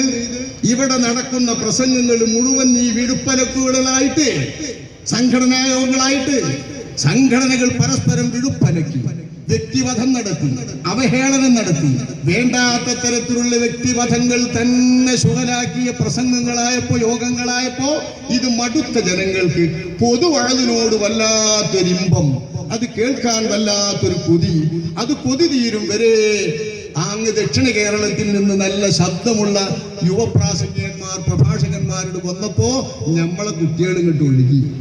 അത് സമസ്തക്കാരായിരുന്നില്ല, ദക്ഷിണ കേരളയിൽ നിന്ന് വന്നവർ. ഇപ്പോൾ അവരെയും ഇവിടെ പ്രസംഗമാണോ നാ സമസ്തക്കാരായേ പറ്റുള്ളൂ, സംഘടനയിൽ ചേർന്നേ പറ്റുള്ളൂ നിർബന്ധിച്ചു. അല്ലെന്ന് പറയാൻ ആർക്കും കഴിയില്ല, അല്ലെന്ന് പറയാൻ ആർക്കും കഴിയില്ല. കാരണം എല്ലാവർക്കും അറിയലോ, സംഭവങ്ങൾ വരും പറയലോ, അവരുടെ രീതിയല്ല. ആ വിധത്തിൽ സംഘടനക്കാരാക്കി. അതായത് തങ്ങളുടെ സംഘടനക്കാരല്ലെങ്കിൽ ഇവിടെ നിലനിൽക്കാനും വഴതു പറയാനും സംസാരിക്കാനും ഒന്നും ആർക്കും അവകാശമില്ല, അനുവദിക്കില്ല എന്ന ഒരു ചിത്താന്തം, ഒരു ദുഷ്കാന്തി, അല്ലെങ്കിൽ ഒരു വല്ലാത്ത ദുശാഠ്യം നമ്മുടെ സഹോദരന്മാർ അങ്ങനെ ചെയ്യുന്നു, ഈ സമസ്തക്കാർ ചെയ്യുന്നു. ഇതൊരു വല്ലാത്ത സംസ്കാരമല്ലേ നമ്മുടെ സമൂഹത്തിൽ വന്നുപെട്ടത്? ഇസ്ലാം ദീനിന് നിരക്കുന്നില്ല, മുസ്ലിമീങ്ങൾക്ക് നിരക്കുന്നതല്ല. എല്ലാ നിലയിൽ ചിന്തിച്ചാലും ഇസ്ലാമിനെ മാനിക്കാത്ത, മുസ്ലിമിനെ മാനിക്കാത്ത സംഘടനാ പ്രവർത്തനം ഏതു പാർട്ടിയിൽപ്പെട്ടവരായാലും, സുന്നികൾ എന്ന നിലക്കുള്ള പാർട്ടികൾക്ക് എന്തെല്ലാം ബന്ധങ്ങളുണ്ട്. ഇസ്ലാമിന്റെ ബന്ധമില്ലേ? സുന്നത്ത് ജമാഅത്തിന്റെ ബന്ധമില്ലേ? ഷാഫി മദ്ഹബുകാരൻ എന്ന ബന്ധമില്ലേ? അശ്അരി ത്വരീഖത്തുകാരൻ എന്ന ബന്ധമില്ലേ? ഇതെല്ലാം ഉള്ളവരല്ലേ രണ്ടു സമസ്തക്കാരും? ഈ രണ്ടു കൂട്ടം സമസ്തക്കാരും ഒരേ സമസ്തയിൽ പ്രവർത്തിച്ചിരുന്നവർ, സ്ഥാനമാനങ്ങളുടെ പേരിലും സംഘടനയുടെ അജയ്യ സ്ഥാനത്തിന്റെ പേരിലും പിടിച്ചടക്കി ആർക്കാ നിയന്ത്രണം വേണ്ട എന്ന പേരിലും മാത്രം പിരിഞ്ഞവരല്ലേ? അങ്ങനത്തെ ഈ രണ്ടു സംഘടനക്കാർ സുന്നത്ത് ജമാഅത്തിന്റെ ആശയാദർശങ്ങളിൽ വ്യത്യാസമില്ല, മദ്ഹബിന്റെ അടുത്തിൽ തന്നെ അധികവും വ്യത്യാസമില്ല, എല്ലാ നിലയിലും ഒരുപോലുള്ളവർ. അതൊക്കെ നമ്മൾ പരസ്പരം മാനിക്കേണ്ടേ? എന്റെ ഇസ്ലാം മാത്രം ഇസ്ലാം, മറ്റേ ഇസ്ലാം ഇസ്ലാമല്ല എന്ന് ചിന്തിക്കാൻ പറ്റുമോ? ചെറുതാണോ നമ്മൾ ഈ പറയുന്നത്? ചെറിയ വിഷയമല്ലല്ലോ. നമ്മൾ പറയുന്ന വിഷയം ചെറിയ വിഷയമല്ല. ഇസ്ലാം എന്ന് പറയുന്നതിന് എത്ര നമ്മൾ മാനിക്കണമെന്നാണ്. ഇസ്ലാമിനെ വല്ലാതെ മാനിക്കണ്ടേ? എന്തെന്ത് ദോഷം ചെയ്താലും തെറ്റു ചെയ്താലും ഹൃദയത്തിന്റെ അകത്ത് പശ്ചാത്താപം തോന്നിയിട്ട്, ഖേദം തോന്നിയിട്ട് റബ്ബേ എന്ന് വിളിച്ച് പടച്ചവനിലേക്ക് തൗബ ചെയ്താൽ ആ തൗബയുടെ അടിസ്ഥാനത്തിൽ പാപം പൊറുക്കപ്പെടാനുള്ള അവകാശം അല്ലാഹു നൽകുന്നത് ഇസ്ലാം എന്ന മഹത്തായ മനുഷ്യന്റെ അകത്തുള്ള ആ ഗുണവും അയാൾക്ക് അല്ലാഹു കനിഞ്ഞേകിയിട്ടുള്ള പാരമ്പര്യ ഗുണമോ മനസ്സിന്റെ അകത്തതിന്റെ ഭാഗമായിട്ടുള്ള വിശ്വാസമോ അടിസ്ഥാനമാക്കി അല്ലാഹു നൽകുന്നതാണ്. അല്ലാഹുവിന്റെ മഗ്ഫിറത്തിനുള്ള അർഹത ചെറുതാണോ ഇത്? ഈ മഗ്ഫിറത്തിനുള്ള അർഹത അല്ലാഹു തആല നൽകുന്നു. അല്ലാഹുവിന്റെ മഗ്ഫിറത്തിന് മുഅ്മിനീങ്ങളായതുകൊണ്ട് മാത്രം അല്ലാഹുവിന്റെ റസൂലിന്റെ പ്രാർത്ഥന കിട്ടുന്നു. മുഅ്മിനീങ്ങളായ ആണുങ്ങൾക്കും പെണ്ണുങ്ങൾക്കും ഫഅലം അന്നഹു ലാ ഇലാഹ ഇല്ലല്ലാഹു വസ്തഗ്ഫിർ ലിദംബിക വലിൽ മുഅ്മിനീന വൽ മുഅ്മിനാത്ത്. അല്ലാഹുവിന്റെ റസൂലിനോട് അല്ലാഹു പറയുന്നു, അല്ലാഹുവല്ലാതെ ഇലാഹില്ല എന്ന തൗഹീദിനെ അടിയുറപ്പിച്ചുകൊണ്ട് അറിയുക. അതേത് ആളുകളും അങ്ങനെ അറിയാൻ മറ്റുള്ളവരെ ഉദ്ദേശിച്ച് നബിയോട് നിർദ്ദേശിക്കുകയാണ്. ഇതും നബിയോടുള്ള നേരിട്ട ഉപദേശം, നമുക്ക് പാഠമാകാനുള്ള ഉപദേശമാണ്. പാകപ്പിഴവുകൾക്കും തെറ്റുകൾക്കും വേണ്ടി നബിയെ തങ്ങൾ ദുആ ചെയ്യുക. വലിൽ മുഅ്മിനീന വൽ മുഅ്മിനാത്ത്, സകല വിശ്വാസികൾക്കും പൊറുക്കലിനെ തേടുക നബിയെ. സകല വിശ്വാസിനികൾക്കും പൊറുക്കലിനെ തേടുക നബിയെ. മുത്തനബിയുടെ ദുആ മുഅ്മിനീങ്ങൾക്ക് മുഴുവൻ കിട്ടുന്നു, മുഅ്മിനാത്തുകൾക്ക് മുഴുവൻ കിട്ടുന്നു. അല്ലാഹുവിന്റെ മഗ്ഫിറത്ത് മുഅ്മിനീങ്ങൾക്ക് മുഴുവൻ അർഹതയുണ്ട്, മുഅ്മിനാത്തുകൾക്ക് മുഴുവൻ അർഹതയുണ്ട്. ഇത് ചെറിയ വിശ്വാസമാണോ? ഇത് ചെറിയ പദവിയാണോ? നമ്മൾ വെള്ളിയാഴ്ച ജുമുഅക്ക് അല്ലാഹുമ്മ ഗ്ഫിർ ലിൽ മുഅ്മിനീന വൽ മുഅ്മിനാത്ത് വൽ മുസ്ലിമീന വൽ മുസ്ലിമാത്ത് അൽ അഹ്യാഇ മിൻഹും വൽ അംവാത്ത് എന്ന് ദുആ ചെയ്യുമ്പോൾ ഏപ്പിക്കാർക്ക് കൊടുക്കല്ല പഠിച്ചോനെ, ഞങ്ങളെ സംഘടനക്ക് മാത്രം പഠിച്ചോനെ എന്ന് ഇവർ പറയുമോ? ഇനി പറഞ്ഞില്ലെങ്കിൽ തന്നെ മനസ്സിൽ വിചാരിക്കുമോ എന്നിവരെ ശങ്കിക്കണം. ഇതാണ് ഇരുപക്ഷത്തിന്റെയും പരസ്പരമുള്ള വൈരം. സകല മുഅ്മിനീങ്ങൾക്കും വേണ്ടി ദുആ ഇരക്കുന്നവരാണ് നാം. വല്ലദീന ജാഊ മിൻ ബഅദിഹിം യഖൂലൂന റബ്ബന ഇഗ്ഫിർ ലനാ ولإخواننا الذين سبقونا بالإيمان ولا تجعل في قلوبنا غلا للذين آمنوا ربنا إنك رؤوف رحيم. ഇതും ഖുതുബയുടെ അവസാനത്തിൽ നമ്മൾ പ്രാർത്ഥിക്കുന്നില്ലേ? ഇത് അല്ലാഹ് പ്രാർത്ഥിക്കാൻ പറഞ്ഞതാണ്. മുഹാജിരീങ്ങളും സ്വാറിന് ശേഷം വന്ന എല്ലാ മുസ്ലിം തലമുറകളും ആദ്യ തലമുറകൾക്ക് ദുആയിരുന്നുകൊണ്ടേ പോരണം.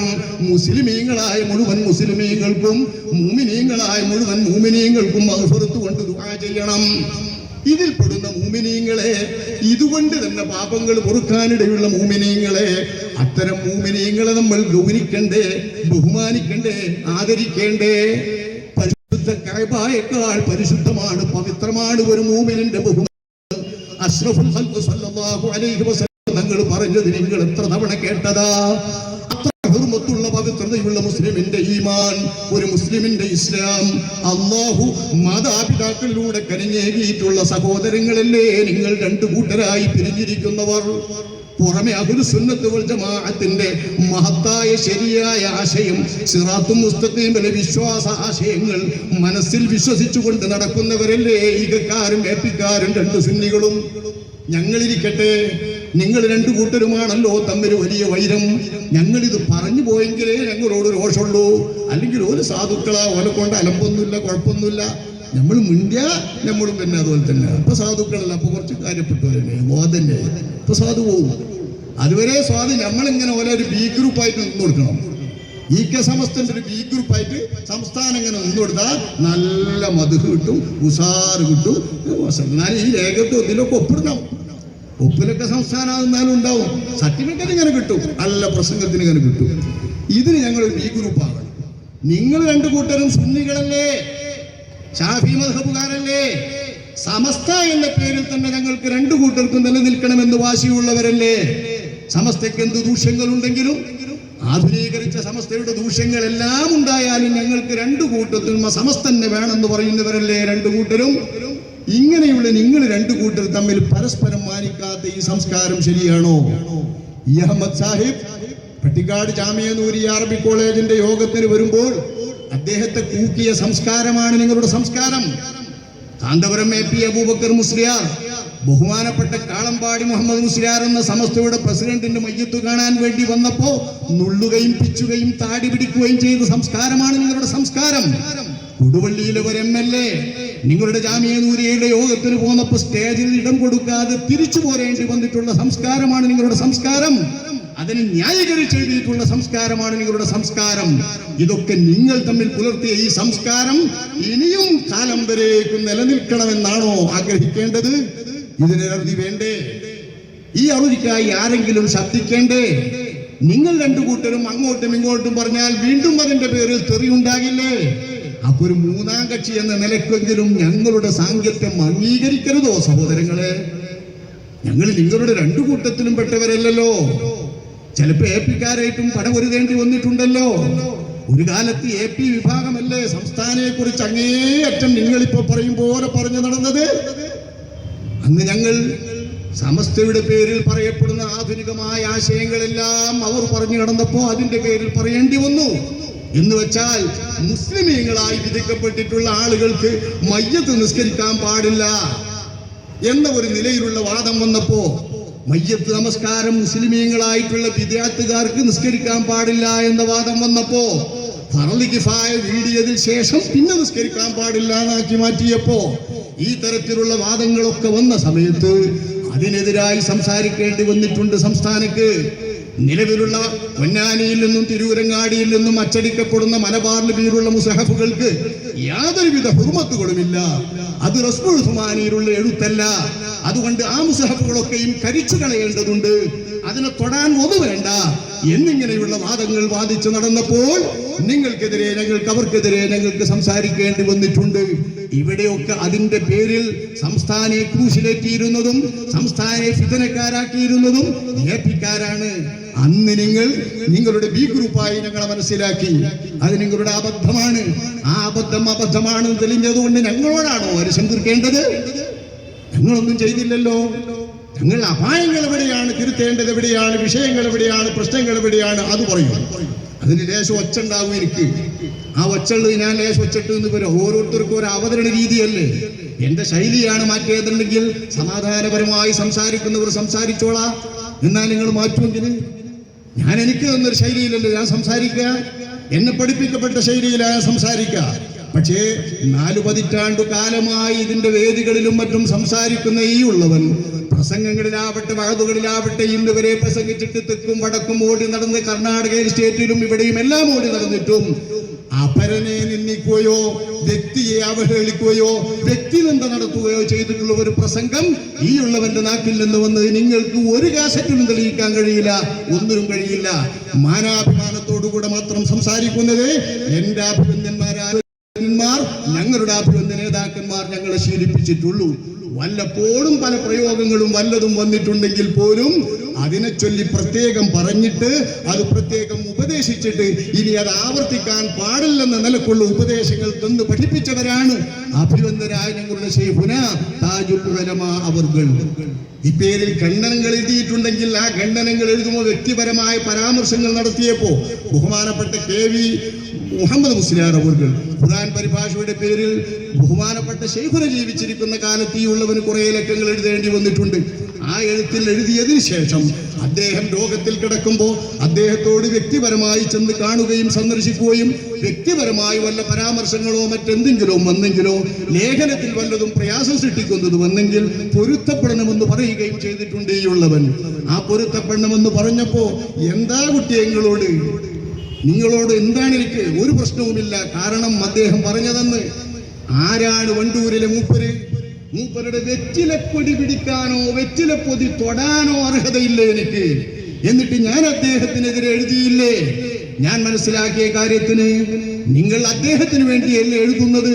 നിങ്ങൾ മനസ്സിലാക്കിയ കാര്യത്തിന് എനിക്ക് അശേഷം ഒരു വിരോധവും എന്റെ മനസ്സിലില്ല എന്ന് ശരിയായ രീതിയിൽ ബഹുമാനപ്പെട്ടവർ അവരുടെ മുമ്പിൽ വെച്ച് പറഞ്ഞിട്ട് പൊരുത്തപ്പെടിക്കാനുള്ള സൗഭാഗ്യം പോലും എനിക്കുണ്ടായിട്ടുണ്ട്.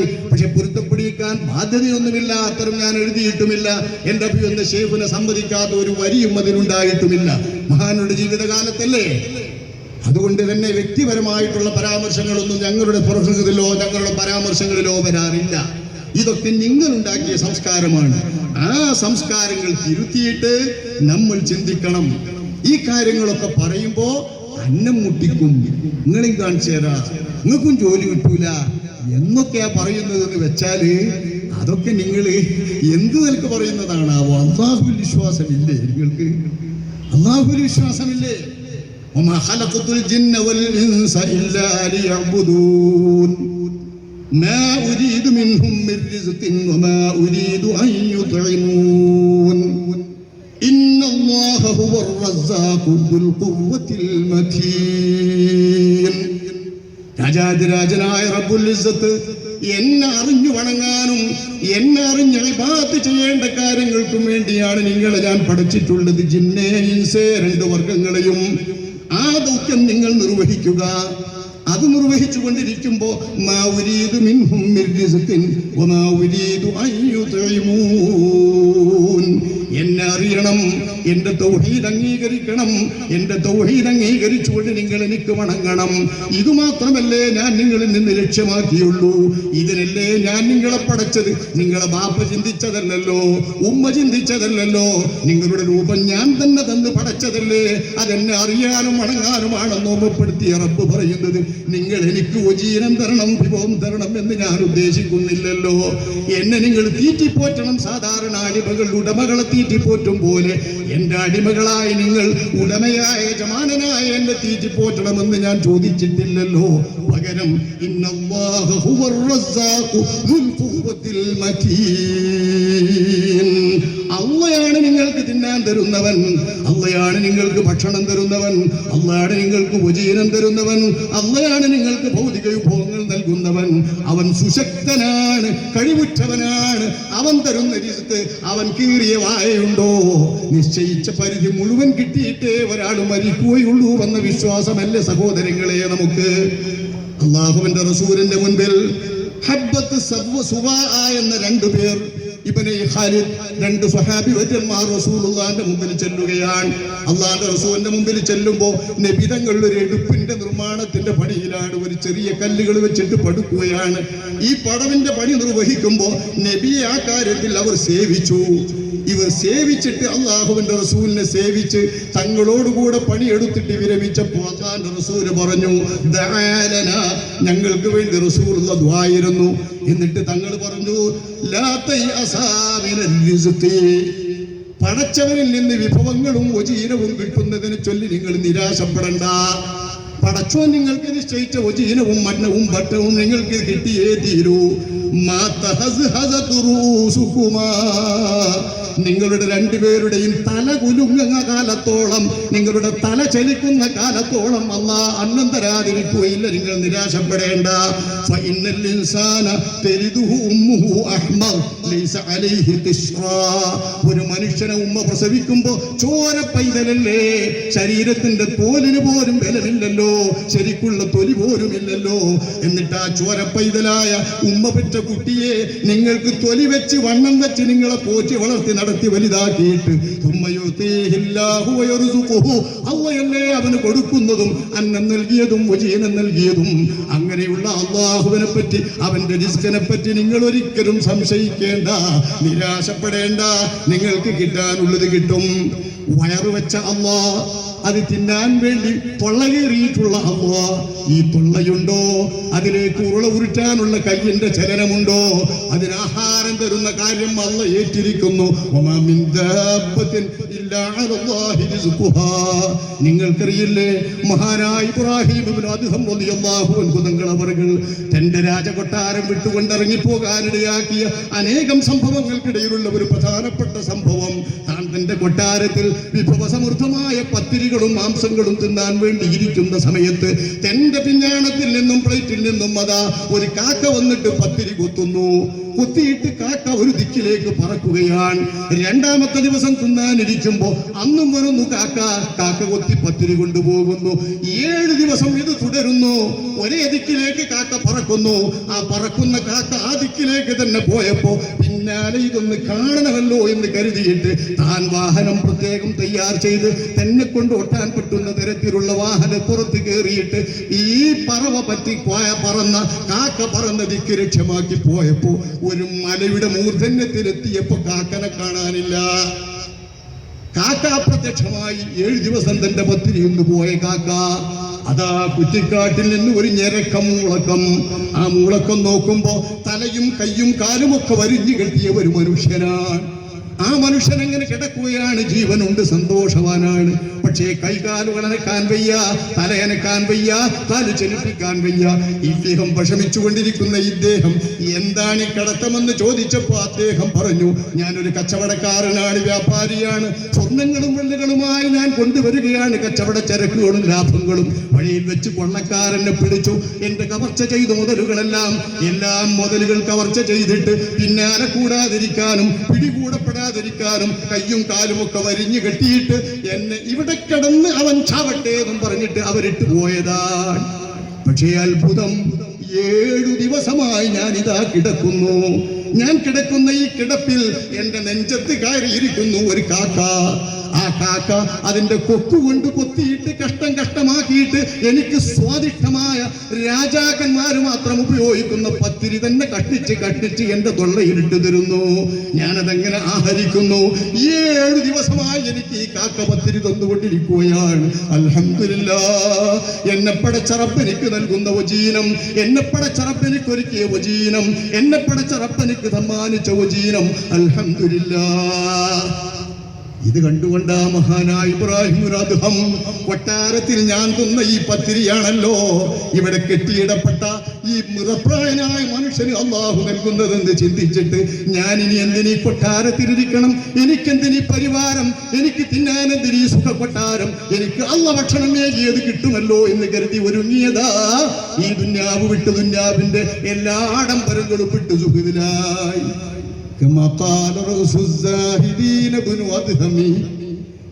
മഹാനായ ഇബ്രാഹിം അദ്ഹമിന്റെ കഥയായത്. ഇത് വിശ്വാസമുള്ള മുഅ്മിനീങ്ങളെ, ഇതോർമ്മയുള്ള പണ്ഡിതന്മാരെ, ഇതോർക്കുന്ന മുഅല്ലിമീങ്ങളെ, ഇത് പഠിച്ചിട്ടുള്ള മുഅല്ലിമീങ്ങളുടെ ഈമാനിനെ പരീക്ഷിക്കാൻ നിങ്ങൾ ഒരു സമസ്തക്കാരനും തുനിയേണ്ട. അള്ള വായ കീറിയത് അള്ള തരുന്ന റിസ്ക് തിന്നാനാ, അള്ള പള്ള വെച്ചത് ആ റിസ്ക് ഇറങ്ങാനാ. അത് സമസ്തക്കാരൻ മുട്ടിച്ചാൽ അതിന്റെ അപ്പുറമുള്ളവൻ അത് തന്നുകൊണ്ടിരിക്കും. രാജാതിരാജനായ റബ്ബ് തന്നുകൊണ്ടിരിക്കും. ഇത്തരം ഭീഷണികളൊന്നും വിശ്വാസമുള്ളവർക്ക് നേർക്ക് പറയേണ്ടതല്ല, മുഅല്ലിമീങ്ങളുടെയും മുതഅല്ലിമീങ്ങളുടെയും നേർക്ക് പറയേണ്ടതല്ല.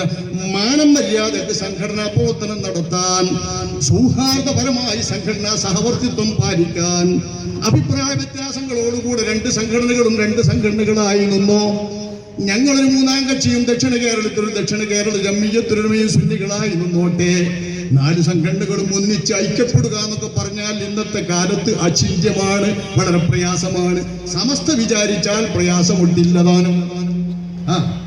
ഈ മേധാവികൾ വിചാരിച്ചാൽ പ്രയാസമില്ല. എല്ലാരും അന്നം മുട്ടിക്കാൻ കഴിവുള്ളവരല്ലേ, അപ്പൊ എല്ലാരും നന്നാക്കാൻ ഒരു കഴിവുണ്ടല്ലോ. സമസ്ത വിചാരിച്ചില്ലെങ്കിൽ ഒരു നിവൃത്തിയില്ല. പക്ഷേ ഇവ സംഘടനാ സൗഹാർദ്ദം പുലർത്തണം, മാനം മര്യാദ പുലർത്തണം. നമ്മൾ മാത്രമല്ല ഇവിടെ ജീവിക്കുന്നത്, ഈ ഭൂമിന്റെ മുകളിലൊന്ന് ഓർക്കണം. നമ്മൾ മുസ്ലിമീങ്ങളുടെ ഏറ്റവും ഉയർന്ന നിലവാരത്തിലുള്ള പണ്ഡിതന്മാരാണ്, പണ്ഡിതന്മാരുടെ സംഘടനയാണ് എന്ന് ലോകം ശ്രദ്ധിക്കുമെന്ന് ചിന്തിക്കണം. ആ നിലയ്ക്ക് ഈ 2 വിഭാഗവും ഇവർ 25 വർഷമായി തുടർന്നു വരുന്ന ഈ കീരിയും പാമ്പും ചക്കുളത്തിൽ പോരും എന്ന നിരക്കുള്ള പോര് അവസാനിപ്പിച്ചിട്ട് വളരെ നല്ല നിലയിലുള്ള സൗഹാർദ്ദത്തോടുകൂടി ഇസ്ലാമിനെയും മുസ്ലിമിനെയും സുന്നിയെയും എല്ലാം ചിന്തിച്ചുകൊണ്ടും മാനിച്ചുകൊണ്ടും ബഹുമാനിച്ചുകൊണ്ടും നമ്മളെപ്പോലുള്ള ഇസ്ലാമിന്റെ ആളുകൾ നാളെ സ്വർഗ്ഗം പോകേണ്ടവരാണ്, അള്ള മഗ്ഫിറത്ത് നൽകേണ്ടവരാണ്, റസൂലുള്ള പ്രാർത്ഥിക്കേണ്ടവരാണെന്ന് ചിന്തിക്കേണ്ടവരായില്ലെങ്കിൽ ഞങ്ങൾക്കല്ല നഷ്ടം.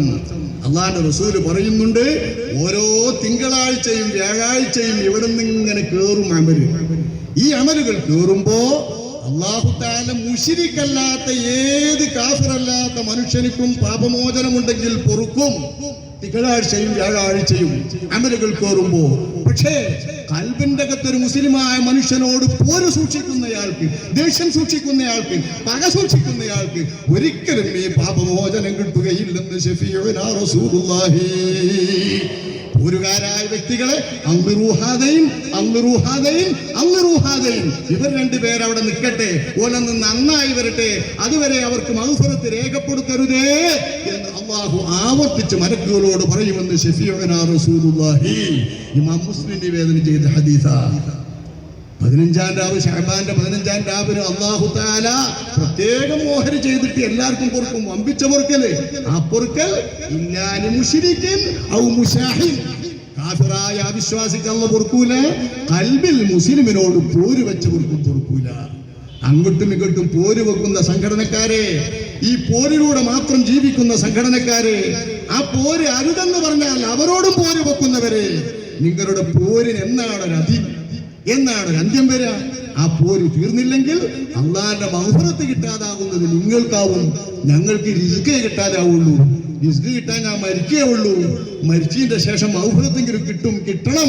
അല്ലാഹുവേ, നീ അത് ഞങ്ങൾക്ക് നൽകണമേ. ഈ സഹോദരങ്ങൾ എല്ലാവർക്കും നൽകണമേ. ഹിദായത്തും സൽബുദ്ധിയും നൂറും നൽകണമേ, വെളിച്ചം നൽകണമേ. ഈ സമുദായത്തിന് നൽകിയ ഈ ഇസ്ലാമും ഈമാനും പരസ്പരം മാനിക്കാറുള്ള തൗഫീഖും ഹിദായത്തും നീ നൽകണമേ എന്ന് പ്രാർത്ഥിച്ചുകൊണ്ട് ഈ പ്രമേയത്തിന്റെ അവതരണം ഇവിടെ നടത്തി തൽക്കാലം അവർ വിരമിക്കട്ടെ. അൽഹംദുലില്ലാഹി റബ്ബിൽ ആലമീൻ. അസ്സലാമു അലൈക്കും വറഹ്മത്തുള്ളാഹി.